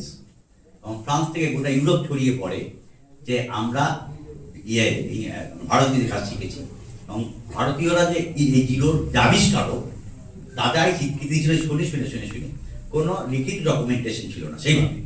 পরবর্তীকালে কিছু বইয়ে তার উল্লেখ আছে, ধরে নেওয়া হয় যে তারা এটা জিরোর কথাই বলেছে হোমো, বাট ওইভাবে কনসেপ্টটা কিন্তু ডেভেলপ করে। এনিওয়ে, আমরা আবার কমিউনিকেশন স্কিল। এখন আমরা কিভাবে কমিউনিকেট করব আমার ছাত্রদের কাছে, বা আমার বন্ধুদের কাছে, বা আমি স্টেজে, বা আমি কোথাও লেকচার দিতে গিয়ে, বা তোমার যেমন অ্যাক্টিভিটি বা বাড়িতে, it's very important. First one, আমি সবসময় বলেছি যে নন ভার্বাল কমিউনিকেশন তুমি এনরিচ করতে পারো। ভার্বাল কমিউনিকেশন পড়াশোনা করে নিবা, সবাই প্রায় মোরালেস এক। এখন নন ভার্বাল কমিউনিকেশনের মেন কি, 4-5টা জিনিস হলো very important. First one is your body language. Your body language, your gesture, your posture, your movement, your eyes and proximity, নৈকট্য, অর্থাৎ কত কাছে যেতে পারো তুমি। তো চলো বলো, প্রথমে আমরা আসি যে কি নিয়ে বলবো, আমরা কিভাবে কথা বলি, দ্যাটস ভেরি ইম্পর্টেন্ট। হ্যাঁ, আমরা কথা বলি কিভাবে, বডি ল্যাঙ্গুয়েজ বলছি না, আমরা কিভাবে কোন যন্ত্রের সাহায্যে আমরা কথা বলি, বাকযন্ত্র, এই বলে ভোকাল কর্ড। আর তো আর কোন আনসার এক্সপেক্ট করতে পারি, কোন যন্ত্রের সাহায্যে কথা বলি, ওই তো ভোকাল কর্ড। একদম ঠিকই বলেছো তোমরা, একদমই ঠিক, কিন্তু পার্সিয়ালি ঠিক। কিরকম, এই যে ভোকাল কর্ড, এটা বাংলাতে যদি বলো সনক বা সোর্স, এই কি করে, ভাইব্রেটার, এ ভাইব্রেট করে, এ ফ্রিকোয়েন্সি জেনারেট করে, এবং আমাদের যা মানে ভোকাল কর্ড, এরা মাল্টিপল ফ্রিকোয়েন্সি জেনারেট করতে পারে। কিন্তু শুনলে অবাক হয়ে যাবে, যেটা তুমি শোনোনি, ভোকাল কর্ড যে ধরনের শব্দ তৈরি করে, that's not audible to us, সেই শব্দ শোনা যায় না। আবার বলছি, ভোকাল কর্ড শব্দ তৈরি করে, কোনো সন্দেহ নেই, কিন্তু যে ধরনের ফ্রিকোয়েন্সি জেনারেট করে, তার অ্যাম্প্লিটিউড যতটা, সেই শব্দ শোনা যায় না কানে। তাহলে আমার কথা তোমরা দিব্যি শুনতে পাচ্ছ, তোমার কথা আমরা শুনতে পাচ্ছি, তাহলে শুনি কিভাবে? অ্যাকচুয়ালি আমাদের দুটো গাল আছে, গালে দুটো লেয়ার আছে। এই গালে লেয়ার আছে, লেয়ারের মাঝখানে ইয়ার কালাম আছে। ভোকাল কর্ড যখনই ফ্রিকোয়েন্সি জেনারেট করলো, বেরিয়ে এলো, এই যে ইয়ার কালাম মানে বাতাস ভরা আছে এখানে, বাতাসের সঙ্গে অনুনাদ রেজোনেন্স হয়, এবং যেই রেজোনেন্স হলো অ্যাম্প্লিফিকেশন অফ দ্য সাউন্ড হলো, মানে জোরে যে শব্দ হলো। বোঝা গেছে? তাহলে আমার যদি গাল না থাকতো, তাহলে আমরা গাল দিতে পারতাম না, তাই না? তো চলো, গাল দেওয়ার জন্য গানটা, সেই জন্য গান এসছে। তাহলে আমরা কি দিয়ে কথা বলি? কোন যন্ত্রের সাহায্যে? ভোকাল কর্ড আর না। অ্যাকচুয়ালি ভোকাল কর্ড আর গাল দিয়ে আমরা শুধুমাত্র কথা বলি, আমরা শরীর দিয়ে কথা বলি। আচ্ছা, আবার বলছি, আমরা শরীর দিয়ে কথা বলি। আচ্ছা, আমি আবার বলছি, it's very important. So try to use your body effectively. আমরা এরকম কথা বলি, শোনো, আজকে এটা ভোকাল কর্ড কিছু কাজ করে না, অ্যাকচুয়ালি গাল কাজ করে, গালের সঙ্গে বিরক্ত হয়ে যায়। It should be monotonous. আমরা কথা বলি যখন চোখ ভ্রু বচকায়, এ হয়, হ্যাঁ, হাত নড়ে, পা নড়ে, হাত পা নাড়িয়ে চুপচাপ চিন থাকি, বলো তো ভোকাল কর্ড অ্যাকচুয়ালি কাজ করে। ভোকাল কর্ডে অপটিমাল ফ্রিকোয়েন্সি পাওয়া যায় না, কিন্তু এতে 5 মিনিট পর বোর হয়ে যাবে। তুমি যখন বন্ধুদের সঙ্গে কথা বলছো ধরো, তখন থেকে হাত পা, তোমার চোখ, ফেসিয়াল এক্সপ্রেশন, তোমার চোখ, তোমার নাক, তোমার ভ্রু, each and everything that is changing.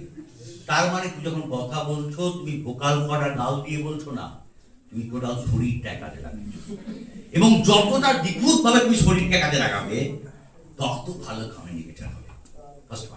First second আসি, আমি লাস্ট থেকে আসি, প্রক্সিমিটি। এটা বলি, তারপর মাঝে আসি। প্রক্সিমিটি কি জিনিস? অ্যাকচুয়ালি আমি যখন পড়াবো, স্টুডেন্টের কত কাছে যাব, কত দূরে যাব। আমাদের যত বড় হয়, আমাদের ইগো তত ডেভেলপ করে। ছোটবেলায় ইগো ছিল না। কালকে মার খেয়েছি, আবার তারপরে দিন গলা ধরে ঘুরছি, এরকম দেখেছো? আজকে যদি মারামারি হয়, কালকে কথা বলবে না, তাই না? তার মানে আমাদের নিজস্ব জগৎ একটা তৈরি করে ফেলি, বলে স্ফিয়ার অফ ইনফ্লুয়েন্সেস। বুঝেছে? আমরা একটা নিজের বৃত্ত তৈরি করে ফেলি, বড় হয়ে যাবো, এবং সেই বৃত্তের ডায়ামিটারটা 1 meter, more or less, average বলছি। এর মধ্যে ঢুকতে হয় না। খুব কাছাকাছি গেলে, আমি কালকে একটা গল্প শুনলাম, যে আমাদের একজন খুব বিখ্যাত কবি এবং আনন্দ পুরস্কার পেয়েছেন 2 বার, আমার খুব বন্ধু আর কি, ব্রাত্য বসুরও খুব বন্ধু। তো একসঙ্গে লেকচার দিতে গেছেন একটা পরশুদিন রাতের বেলা, একটা স্কুলে গিয়ে। তো তার সম্বন্ধে কয়েকজন বললো, আরে ও তো খুব ভালো, কিন্তু ও খুব গায়ে হাত দিয়ে কথা বলে। হ্যাঁ, মানে গায়ে হাত দিয়ে কথা বলে। তার মানে দেখো, গায়ে হাত দিয়ে অসৎ অন্য কিছু বলছে না, কিন্তু প্রবলেম হলো গায়ে হাত দিয়ে কথা বলাতে প্রবলেম। তার মানে কি, আমাদের নিজস্ব স্পেসে আমরা সবাইকে ঢুকতে দিতে চাই, সে বিখ্যাত লোকই হোক। হয়েছে? তার মানে কত দূরে পড়াবো স্টুডেন্টের কাছে, কত কাছে যেতে পারি। যদি তুমি প্রাইমারি স্কুলে পড়াও, নিয়ে গিয়ে বলো, আরে অমুক ভারী হচ্ছে, ভারী পড়াশোনা করছি, যদি বলো আর কি, দেখবে পরের দিন বাড়িতে গিয়ে, মা জানো তো অমুক স্যার, অমুক ম্যাডাম আমার কাছে এলো, আমার বললো যে কেমন আছিস, মানে খুব খুশি হয়, ভীষণ খুশি হয়। বাট তুমি যদি এমএসসি স্টুডেন্টের কাছে যাও, দূর বাবা, যাইও না, আগে দাঁড়িয়ে আছে। তার মানে যত বড় হয়েছি, আমাদের স্পেয়ার অফ ইনফ্লুয়েন্স আস্তে আস্তে বাড়তে শুরু করেছে। তাহলে আমি যখন পড়াবো, আমি রাইট অর রং? তাহলে আমি যখন পড়াবো, আমরা কত দূরে স্টুডেন্টের কাছে যাবো? ম্যাক্সিমাম 1 মিটার ডিস্টেন্স রাখতে হয়, ম্যাক্সিমাম। বড় ছেলে যখন পড়াবো, বাট যখন বাচ্চাদের পড়াবে একদম প্রাইমারি সেকশনে, যখন যত কাছে যাওয়া যায়, কারণ তখন তাদের ইগো তৈরি হয় কিছু ভাবে, তাদের স্পেয়ার নাই, তারা খুশি হয় বড়, কিন্তু বড় হলে। তাই আমরা যখন পড়াবো, আমরা খুব কাছে যাবো, কিন্তু কাছে, একদম কাছে যাবো না, তাদের নিজস্ব বৃত্তের মধ্যে ঢুকতে হয়, নাক গলা বলবো। সেকেন্ড, আমরা তাহলে ফার্স্ট প্রক্সিমিটি বললাম। সেকেন্ড, আমরা বলি আর কি, যে আমরা অ্যাকচুয়ালি আচ্ছা একটা জিনিস বলো তো, কার কার কে কে আছে মানে সবাই, এটা উত্তরটা হবে যে শুনতে ভালো লাগে না, ক্লাস করতে বিরক্ত লাগে, এটা সবাই প্রায় মডেলে সবারই আনসারই আছে, হ্যাঁ তাই না, সবারই আনসারই আছে। মানে 1 ঘন্টা ধরে স্যার বিরক্তিকর, এটা কার কার মনে হয়? সবাই সবাই মনে হয়, আমার এই কিন্তু 1 ঘন্টা গান শুনতে পাই, গানে হেডফোন লাগিয়ে 1 ঘন্টা 2 ঘন্টা গান শুনতে পারি, তাহলে তার মানে আমাদের কান ঠিক আছে। সমস্যাটা কানে নয়, সমস্যাটা অন্য কোথাও, তাই না? তো অ্যাকচুয়ালি প্রবলেমটা কোথায়, কি আছে গানে যা নাই পড়ানোতে? হ্যাঁ, আচ্ছা গান শুনতে ভালোবাসি কেন, অথচ পড়া শুনতে ভালোবাসি না কেন? Because of modulation. হচ্ছে মডুলেশন, যেটা মাস্টার সাহেব আমরা প্রায় ভুলে যাই।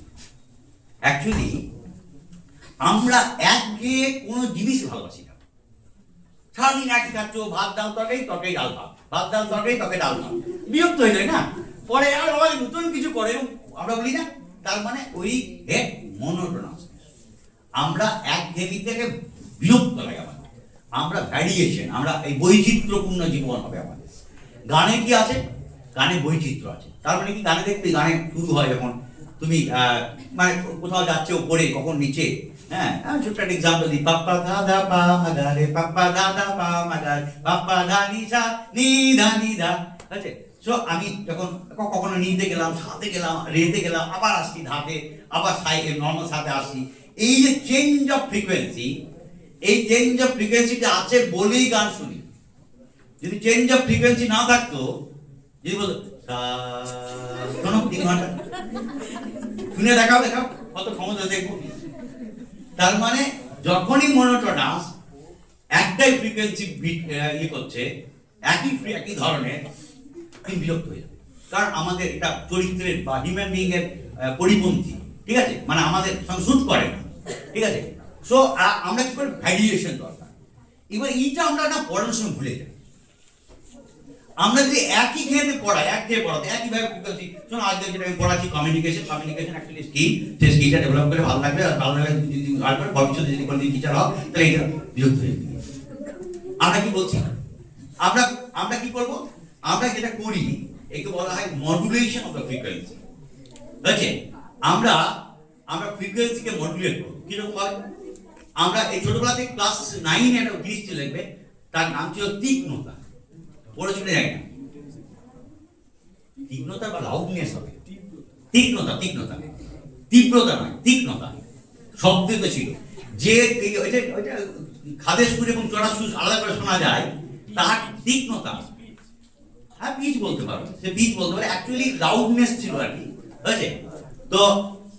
এবার আমরা কি করি, আমরা যখন পড়াই, আমরা তো একই স্পিডে মনোস্পিড যেভাবে বলছি সেইভাবে স্বাভাবিক বলায় একে কমিউনিকেশন বলে, কমিউনিকেশনের চারটে পার্ট আছে, বিরক্ত হয়ে যাবে। বাট আমরা কি করি, কখন আমরা জোরে বলি, যখন আমি আগে বলে বলছি তুই কোথায় যাবে ভাই, যাও। তো আবার কখন যখন যেটা আমার ইম্পর্টেন্ট সেটা আমরা জোরে বলবো, যদি মনে হয় না এটা ভীষণ ইম্পর্টেন্ট, এই কথা আসতে পারে, এবার জোরের সঙ্গে বলবো। যদি বলে যে না এটা ইম্পর্টেন্ট নয়, তাহলে আমি আসতে বলবো, কেমন করি, না আরো ইম্পর্টেন্ট, আরো ইম্পর্টেন্ট, আরো আসতে। So we have to change the figures every time, যখন যেমন দরকার। বুঝছে, যদি জোরে মনে হয়, যদি ইম্পর্টেন্ট মনে হয় তাহলে জোরে বলবো, হ্যাঁ ভাই এটা করতেই হবে। If it is less important, তাহলে আমরা কেন গলা ফাটাবো, আসতে বলবো। একদমই কোনো ইম্পর্টেন্ট নাই পারে, তাহলে আসতে আরো আসতে। সো এই যে ভ্যারিয়েশন পড়ানোর ক্ষেত্রে ভেরি পড়াটা ভুলে যায় পারবো। কারণ আমি আবার বলছি যে আমাদের স্মৃতি বড় সাংঘাতিক। আমি কেন বলি, আমরা যে অ্যাটেনশন বলি না, যে সাংঘাতিক অ্যাটেনটিভ, অ্যাকচুয়ালি কচু ঘন্টা, আমরা দেখুন অ্যাটেনশনই নেই। নর্মাল মানুষের অ্যাটেনশন 1.5 মিনিট ম্যাক্সিমাম, বিবেকানন্দ হলে 2 মিনিট, আর আমার মতো বোকা হতে পারে 1 মিনিট। এই তো গল্প।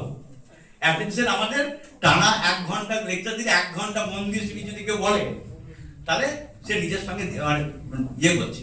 অ্যাকচুয়ালি কি হয়, আমরা অ্যাটেনশন দেওয়ার চেষ্টা করি, 1.5 মিনিট 2 মিনিট দিলাম, তারপরে একেবারে বিচলন, ফ্ল্যাকচুয়েশন অফ অ্যাটেনশন ড্রপ করে ন্যাচারাল নিয়ম। ন্যাচারাল নিয়মে ড্রপ করে, তারপর মন চলে শূন্য পানে ধেয়ে এ পানা ও পানা ঘুরে আসে, আধারে বাদারে ঘুরে আসার পর আবার ফিরে আসে। এইবার ফিরে আসার পর যেখান তুমি ছেড়েছিলে সেইখানে তুমি যদি ক্যাচ করতে পারে তাহলে মনে হয় একই টানা শুনছি বুঝতে পারবে না। যদি আদারে বাদারে করতে করতে করতে ঘুরে এসে দিলে আবার কি বলছে নতুন কথা আমি মেলাতে পারছি না আগের সঙ্গে, তখন তুমি জিজ্ঞেস করি আরে কি বলছো কি বলছো ওটা একটু আগে দিয়েছো না কি প্রশ্ন করছে স্যার, তখন তাও সে অন্য জায়গায় ছিল, কে ওই পেছন থেকে প্রশ্ন করেছে, ঠিক আছে, সে এখানে ছিল না, সে হচ্ছে অন্য কোথাও মহাকাশে মহাবিশ্ব ছাড়ি, ঠিক আছে। তো দ্যাট ইজ দ্য অ্যাকচুয়ালি আমাদের অ্যাটেনশনের মানে কি। তো তোমাকে যে অ্যাটেনশন ড্রপ করতে হবে, অ্যাটেনশন যদি সিক করতে হয় তাহলে প্রথম কাজ হলো তোমাকে মানে হ্যাঁ অ্যাটেনশন সিক করতে হবে। তো কি করে অ্যাটেনশন সিক করবো আমরা? প্রথমত আমি তো বললাম ফ্রিকোয়েন্সি আপস এন্ড ডাউনস, এটা একটা কথা। আরেকটা কিভাবে করতে পারি আমরা, চল যদি ইউনিভার্সিটি লেভেলে এই ব্যবহারে খুব প্রচলন আছে, ঠিক আছে। ইউনিভার্সিটি যারা পড়েছো একটা পোডিয়াম আছে, একটা স্পিকার আছে, এরকম বসলেন, হ্যাঁ এদিকে গল্প বলতে শুরু করেন, 1 ঘন্টা ক্লাস করলেন, যারা যারা সকাল প্রথম দিকে ছিল ভাত খেয়ে এসেছিল তারা সবাই ঘুমিয়ে পড়েছে, হ্যাঁ, আর শেষের দিকে পরে দু একজন খুব সাংঘাতিক হোক তাদের কাছে নোটটা ঢুকছে, প্রশ্ন হচ্ছে কেন, উত্তরটা খুঁজি। চল আমরা এটা করবো না। আমি 24 বছর পড়াচ্ছি, নট এ সিঙ্গেল ডে আমি এখন মানে চেয়ারে বসি। 24 বছর আমি একদিনের জন্য চেয়ারে বসি, এবং তা কেন বসিনি তার উত্তরটা দিচ্ছি। অ্যাকচুয়ালি কারা কারা আছো যারা বই পড়তে পড়তে মোবাইল দেখতে দেখতে হ্যাঁ ঘুমিয়ে যাও, পেপার পড়তে পড়তে কারা কারা আছো? আমি মোরালেস প্রায় সবাই, স্বীকার করো আর না করো। এবার প্রশ্নটা ঘুমাই কেন?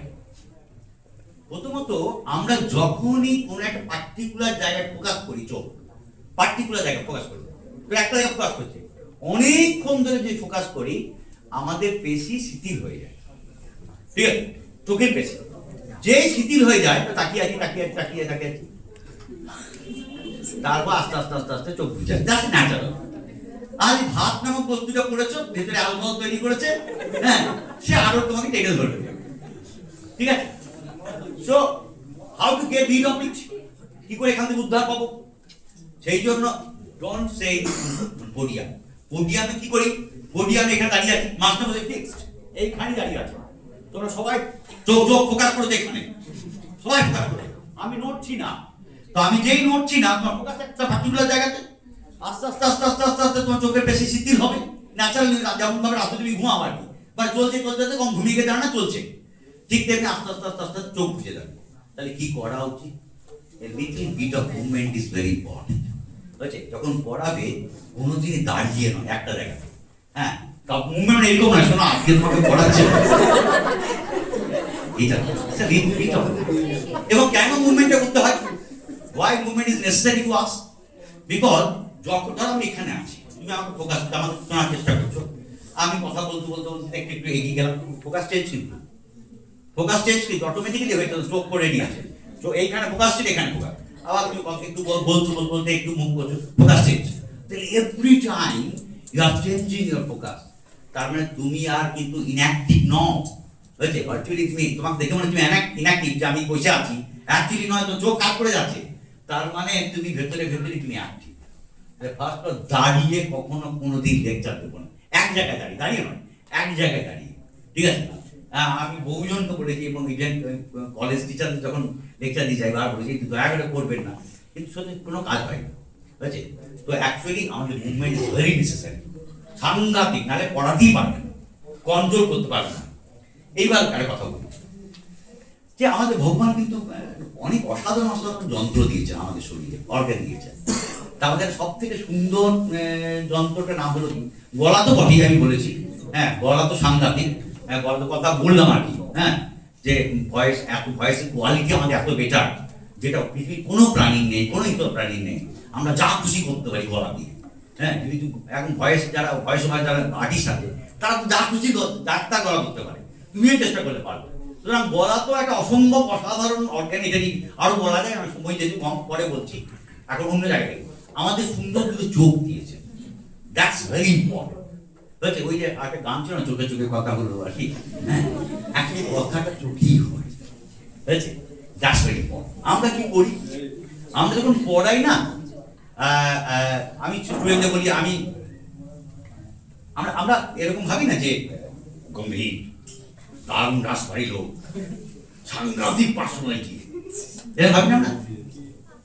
কানে কানে করে নাকি পার্সোনালিটি ছিল,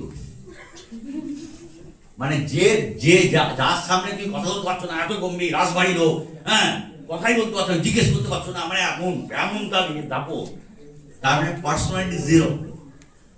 তার পার্সোনালিটি বলতে কি বুঝি? It is the ability to adjust to the environment. পরে আসছি। এইবার আমি সবসময় বলি যে আমি সেই দিনই গম্ভীর যেদিন পড়ে আসবো না, যাতে লোকে ভয়ে প্রশ্ন না করে। মানে গম্ভীর অত সহজ, যাবো গম্ভীর হয়ে হাত ঘন্টা দাঁড়িয়ে পড়ে চলে যেতাম, হ্যাঁ, কিন্তু তোমাকে গম্ভীর না হওয়াটা কঠিন, হ্যাঁ। তো এইবার আমার চোখ আছে, পরে আমি বলছি এটা। আচ্ছা, আমাদের চোখ কি করে? অ্যাকচুয়ালি আমরা যখন ইন্টারাক্ট করি, অনেকভাবে ইন্টারাক্ট করি। অনেক টিচারকে দেখেছি যে ক্লাচিং নোটস, মানে শক্ত করে নোটটা ধরে আছে, নোটের দিকে তাকিয়ে আছে, নট সেই ইউ, তোমাকে দেখছে না, তোমাদের দেখছে না, নোটটা দেখছে না। So that is a very huge problem in communication system. Okay, কিছুতেই তোমার সঙ্গে কমিউনিকেট করতে পারবে না। তার কারণ তোমার সঙ্গে কমিউনিকেশনের প্রথম হলো কি, আমার চোখকে কাজে লাগাতে পারছি না। ঠিক আছে, আমরা আমাদের সুন্দর যে চোখটা দিয়েছে না, আমরা সবসময় চেষ্টা করি যখন ইন্টারভিউ বোর্ডে বসবে কখনোই মাথা নিচু করে নয়, চোখের সঙ্গে চোখ রেখে কথা বলবে। ঠিক আছে, চোখের সঙ্গে আমি আবার বলছি, এরপর তো ইন্টারভিউ শুরু হবে আর কি। তো যেখানে যাবে এরকম নয়, তুমি বসে আছো, স্যার জিজ্ঞেস করছে, আপনাদের উত্তর দিচ্ছ, আবার মাথা নামছো, এরকম নয়। পড়াবেও তখন তাই। তুমি দেখো, দুটো ছেলে গল্প করছে, তুমি কোনো রাখার দরকার নাই, মারার দরকার নাই, কিচ্ছু করার দরকার নাই, হ্যাঁ, তুমি জাস্ট গিয়ে শুধু দাঁড়াও। মোবাইল বন্ধ হয়ে গেছে, মোবাইল দিয়ে গেছে,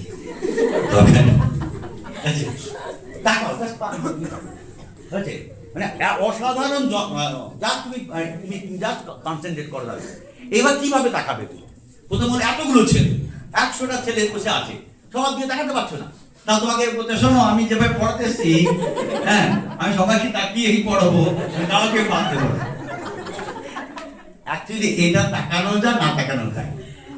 আমরা কখন বুঝতে পারি আমার দিকে তাকাচ্ছে? যদি কোন একটা নির্দিষ্ট দিকে 2 সেকেন্ড তাকাই, বুঝতে পারলে?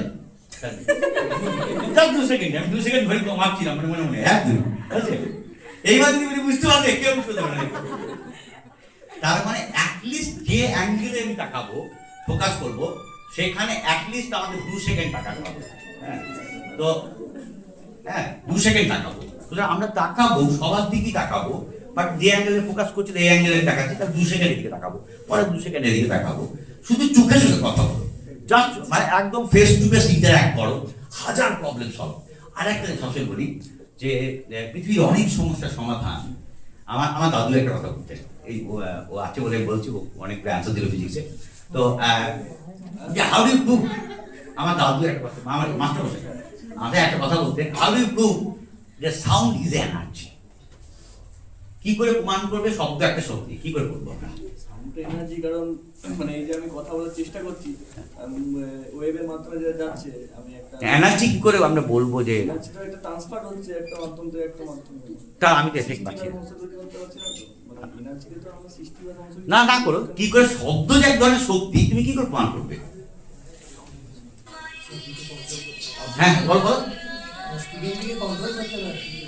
না না, মানে তুমি নর্মাল বলো না, 9 ক্লাসে কি পড়েছো, আরে জোরে বাদ পড়লে কাঁচের জানলা ফেটে, এগুলো পড়েছো না?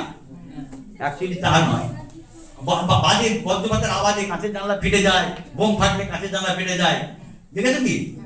অ্যাকচুয়ালি আমি এই উত্তরটা বলছি না। অ্যাকচুয়ালি কি করে প্রমাণ করবে যে সারা জীবন কাউকে মিষ্টি খাওয়াবে না, কিন্তু মিষ্টি মিষ্টি কথা বলে যাবে, পুরো বিশ্ব যাবে। তুমি যখন ক্লাসে যাবে, কেন একটা কথা বলছি, তোমার হাসি মুখ, অ্যাপ্রোচেবল মুখ, যাকে সব কথা বলা যায়, আমরা কাকে সব থেকে বিশ্বাস করি?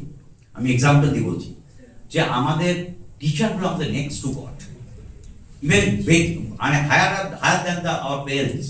আমি একটা এক্সাম্পল দিই, আমার ছেলে তো ছোট ছিল, তো ওদের একটি স্কুলে পড়াতো, তো স্কুলে লিখেছিল হ্যাঁ আমার মারতে টাকা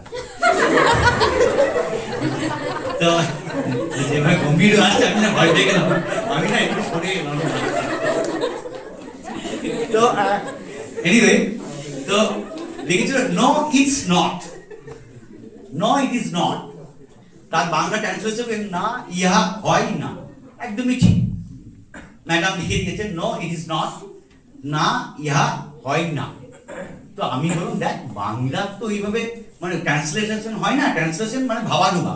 অ্যাকচুয়ালি দুর্গা দুটো মুড়ি দে তোমা অপু সংসারে যেটা, তার কোনো ট্রান্সলেশন হয় না, হচ্ছে সেই ফিলিংস পাবে না। তো আমি বললাম নো ইটস নট মানে সব থেকে ভালো বাংলা হতে পারে না ইহা নয়, ইহা হয় না। হ্যাঁ, তো লিখে লিখেছে, আমি কেটে লিখে দিয়েছি না ইহা নহে।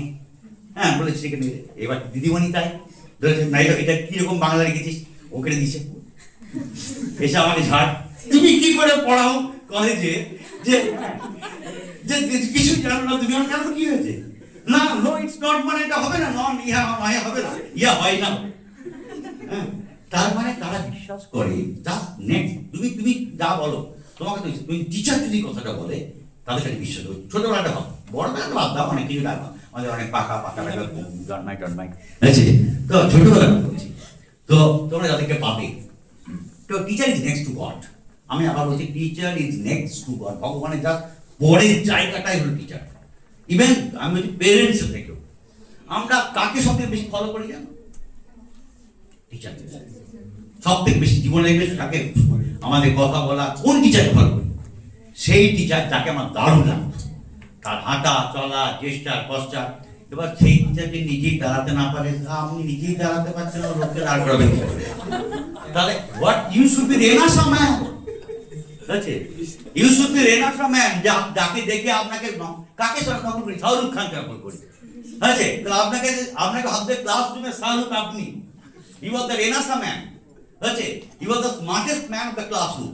ক্লাসরুমে তোমার হাঁটা চলায় তোমার কনফিডেন্স নেই, তাহলে ছেলেরা কনফিডেন্স পাবে কি করে, ভরসা পাবে কি করে, তারা তাদের বিপদে আসবে কি করে তোমার কাছে, স্যার এই হয়েছে, বুঝেছে? সো ক্লাসরুমে তুমি যখন ভাববে, তুমি ভাববে আমি দারুণ জানি, বুঝেছে?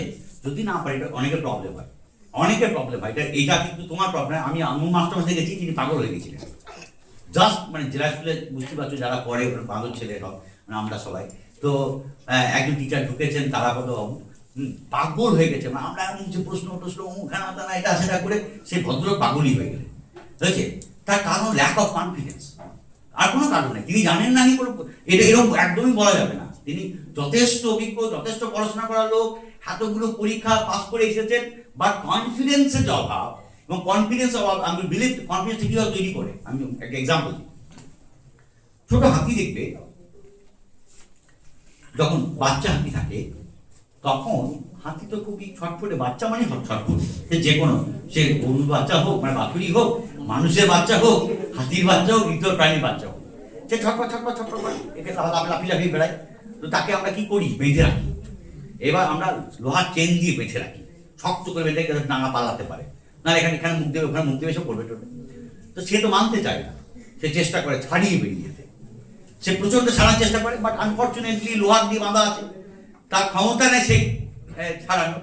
সময় যায়, বয়স বাড়ে, হাতি বড় হয়, হাতি বড় হওয়ার পর ওই লোহার চেনটা বেঁধে রাখো, ও চুপচাপ দাঁড়িয়ে আছে।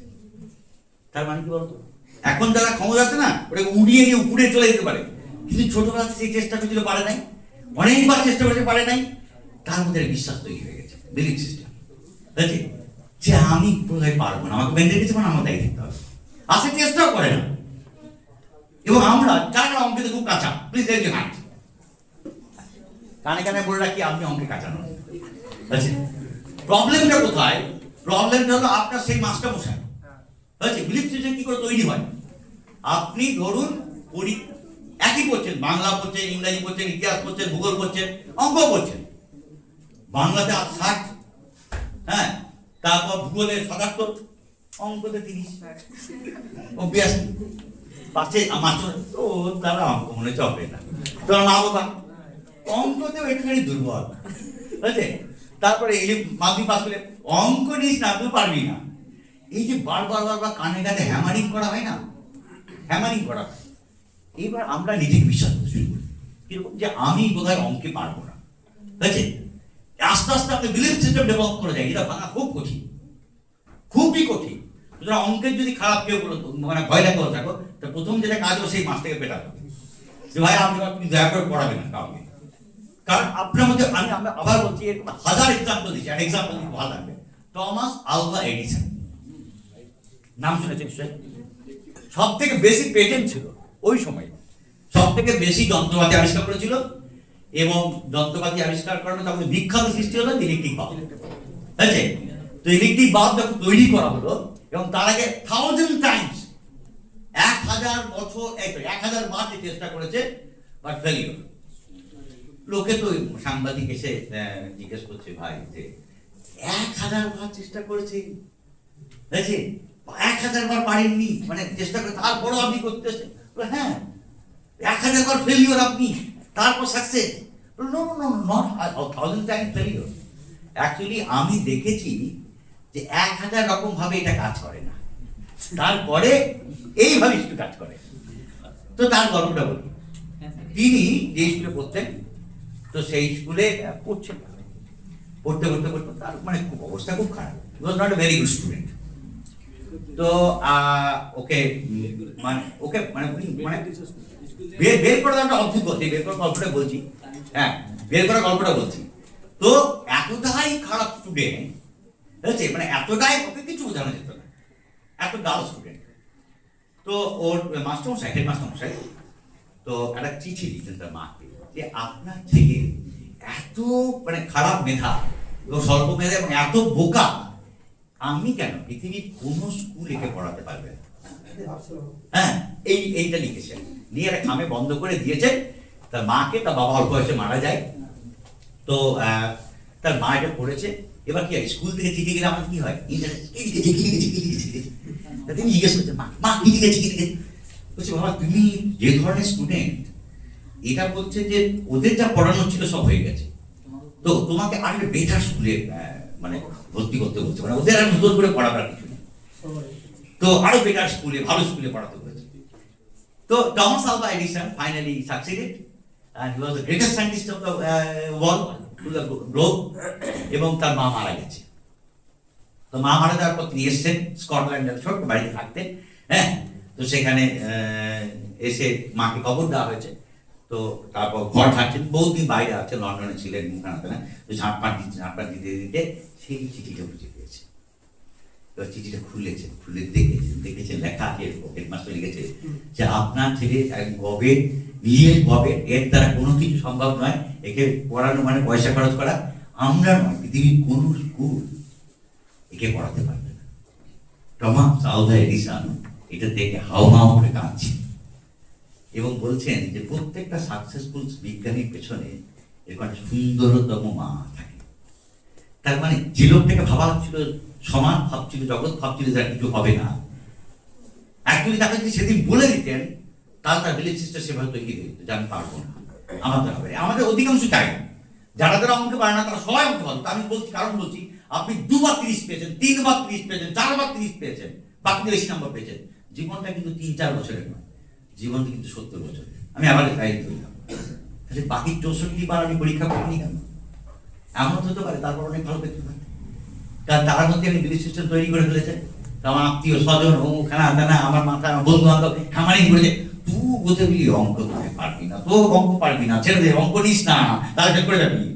হ্যাঁ, এই যে বিলিফ সিস্টেম তৈরি হয়ে আমাদের, সেজন্য আমি সবসময় আমার ছেলেকে বলি, বাকি আমি যেখানে বলতে যাই সব জায়গায় বন্ধু বান্ধব গেলে, সকালে ঘুম থেকে একটাই কাজ হলো, ঘুমতে ঘুরতে আলি যখন বলতাম, তখন বলবে যে আমি পারবো, আমি পারবো, একটাই কাজ আমি পারবো। এবং তুমি বললে বিশ্বাস করবে না, যেসব বিজ্ঞানীরা নোবেল পেয়েছেন তাদের যদি 70% এমন বিজ্ঞানী আছেন, খুব কম বিজ্ঞানী আছেন যে ওখানে ফার্স্ট হয়ে এসেছে, সেটা ওপেন হেমা, এরকম কয়েকটা, সত্যেন বসে কিছুটা মানে বিএসসি এমএসসি পাস, বাকিগুলো ফার্স্ট নয়, মানে তাও দারুণ রেজাল্ট আর কি। এরকম খুব হাতে গোনা 5-7টা, বাদ বাকিটা খুব মিডিয়র আছে, খুবই মিডিয়র, এবং তারা কিন্তু নোবেল অব্দি গেছে।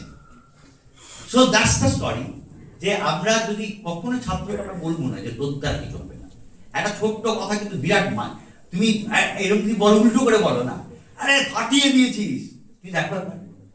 আমি সবসময় অন্য একটা তত্ত্ব পড়া থেকে বলি, এখন আছে এটা পড়াবো না। তো এনিওয়ে, সুতরাং আমরা কিভাবে রিয়াক্ট করছি দ্যাটস ভেরি ইম্পর্টেন্ট। আমরা কিভাবে তাদেরকে মেজার করছি, কি রেসপেক্ট দিচ্ছি।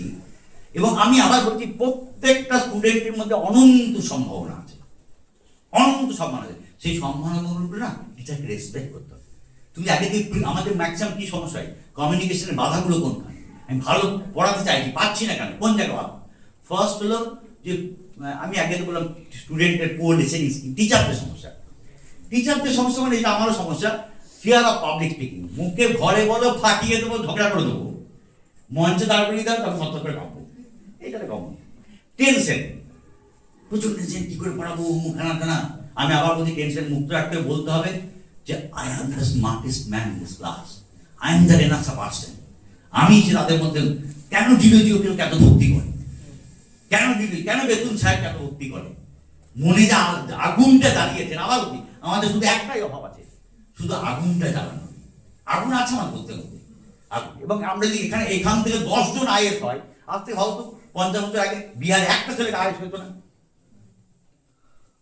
রাতারাতি কি বিজ্ঞান মানে ইন্ডিয়ান লেভেল বেড়ে গেল বিহারে, জল হওয়ার কি পরিবর্তন হয়ে গেল? আগুনটা জ্বালাতে হবে। এবং এখান থেকে যদি সবগুলো নেট পেয়ে বেরোবো, আমি অবাক হবো না, কারণ সবগুলোরই নেট পাওয়ার প্রভাবটি আছে, সবগুলোর মধ্যে সেই সম্ভাবনা আছে।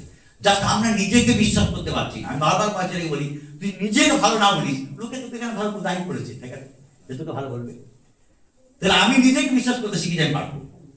ক্লাসরুমে তোমার কাজ হলো স্টুডেন্টের মধ্যে মোটিভেট করা, সেই আগুনটা জ্বালিয়ে দেওয়া, ঠিক আছে? যদি সেই আগুনটা শিক্ষাটা যদি জ্বালিয়ে দিতে পারো, সেই আগুন যদি জ্বলতে থাকে, তাহলে পোকা আসবে, হয়েছে? হ্যাঁ, লাইট যদি পায় আলো, পোকা কিন্তু আসবে। সুতরাং তোমাকে আগুনটা জ্বালাতে হবে। তুমি আজ টিচার জ্বালাবে, আমি আজ টিচার তোমাদের জ্বালাবো। এনিওয়ে, সো আমরা যে জায়গায় বলি, তাহলে আমরা বললাম বডি ল্যাঙ্গুয়েজ, তোমার হাঁটা, চলা, জেস্টার, পশ্চার, কথা বলা, দাঁড়ানো স্টাইল, তুমি কিভাবে কথা বলছো। আমি বলছি বডি দিয়ে কথা বলি, সুতরাং আমি কিভাবে কথা বলছি, হাত নাড়ছি, পা নাড়ছি, হ্যাঁ, মুভমেন্ট করছি, দ্যাটস ভেরি ইম্পর্টেন্ট। পশ্চারের মধ্যেও তাই, টান থাকা, ঠিক আছে? শোনো, আজকে আর পাচ্ছি না, বুঝলে, লোর বসায় আপনি নিজে দাঁড়াতে পারেন না, আমাদের কি দাঁড় করাবেন? তো that's very important, you have to change, ঠিক আছে? সবসময় চোখকে কাজে লাগাও, যখনই যা কথা বলো, একটা ওয়ার্ড যদি বলো, একদম চোখে চোখ রেখে বলো। আমার ম্যাজিকের মতো কাজ হবে, আমি ম্যাজিকের মতো কাজ হবে। আজকে খুব বেশি সময় নাই আসবে, তো আমরা এবার শেষ করবো আর কি। যে আমি আবার লাস্টে একটা কথাই বলবো আর কি, সাকসেসফুল হওয়া, ভালো লিসেনার সব আর বই পড়ো, ভালো মানে খুব ভালো শ্রোতা হও। কারণ মানে তুমি শ্রোতা হও, তুমি যে কোনো জায়গায়, তোমার বাড়ি, ঘর, সংসার, তোমার আত্মীয় স্বজন, তোমার পাড়া, সব জায়গায় তুমি will be popular, you will be great leader in that sense. যারা বড় কোম্পানিতে বিরাট বলো না, ছোট জায়গায় হয়েছিল, কত বড় হয়ে গেছে, actually they are good, very good listeners and communicator. মানে লিসেনার্সই কমিউনিকেটার হবে, অ্যাকচুয়ালি পরে আসবে। ওইটা হোক, আর বই পড়ো। পৃথিবীতে কোনো এই বই পড়ার কোনো বিকল্প নেই। নতুন বই কাগড়ো, মনটাকে সুন্দর করে রাখো, তবে ক্রিয়েটিভ থিঙ্কিং এমনি আসবে। এবার যত বয়স বাড়ে আমাদের কিন্তু ক্রিয়েটিভ থিঙ্কিং লেভেল কমে যায়। তাহলে এটাই তোমাদের পারফেক্ট বয়স, ঠিক আছে? আমাকে একজন বলেছিল যে why the Maradona is great player, যারা সারাদিন ওর কপাল খারাপ, একটা বল পায়নি, একটা বল পেয়েছে, একটা বলই গোল করে দিয়েছে। জীবনে দেখে অনেক, তোমাদের যেটা সমস্যা হচ্ছে, তুমি তো জীবনে একটাই এসএসসি পেলে, কথা ঠিক বলছেন, বা একটাই সিএসসি পেলে, তাহলে তুমি নিজেকে সেইভাবে প্রস্তুত করো যে একটা পেয়েছে, একটা দিয়ে গোল করতে হবে। দ্বিতীয়বার ভাববে না, মানে ভাবো যে দেওয়ালে পিঠ থেকে গেছে। তো এইটা যদি প্রত্যেক দিন তুই ভাবো যে নতুন ক্লাস, আমি ভাবি প্রত্যেক দিন আসি, যে ক্লাসটাই নেই দেখছ নিউ ক্লাস, এটা ভাবি না আমি আগে পড়েছি, হ্যাঁ। সুতরাং নতুন ক্লাস, নতুন ভাবে প্রিপারেশন নিয়ে আসি, নতুন আরো দুই একটা নতুন কথা বলতে পারি। তুমি ভাবো আমি একই জিনিস পড়াচ্ছি, তাহলে তুমি নতুন কথা আমার মুখ থেকে বেরোবে না। তো ইউ হ্যাভ টু থিঙ্ক, তোমার জায়গায় প্রত্যেকটা দিন নতুন, ইউ আর ব্লেসড। আমরা কিন্তু ব্লেসড, আমাদের মৃত্যু কিন্তু সব থেকে মানে কি বলবো, যে অনিবার্য সত্য আর কি। ডেথ শিওর এরকম বলে আর কি, মানে মৃত্যুর মতো নিশ্চিত কিছু নেই, জীবনটা বড়। তবু আমরা রাতে অ্যালার্ম দিই, জানি না মরে যেতে পারি, তাও আমরা অ্যালার্ম দিই এই আশাতে যে আমরা কাল সকালবেলায় ঘুমতে উঠতে হবে। কে জানে তুমি সকাল অবধি পৌঁছাবে কিনা, হ্যাঁ, তাও অ্যালার্ম দিই। তো সুতরাং তোমাকে ওই আশাটা জানিয়ে রাখতে হবে কি, যে নতুন ক্লাস, নতুন দিক, পরের দিন আবার ক্লাসে আবার ভাববে যে নতুন করে পড়াচ্ছি, ঠিক আছে? So that's make you change. So anyway, thank you one.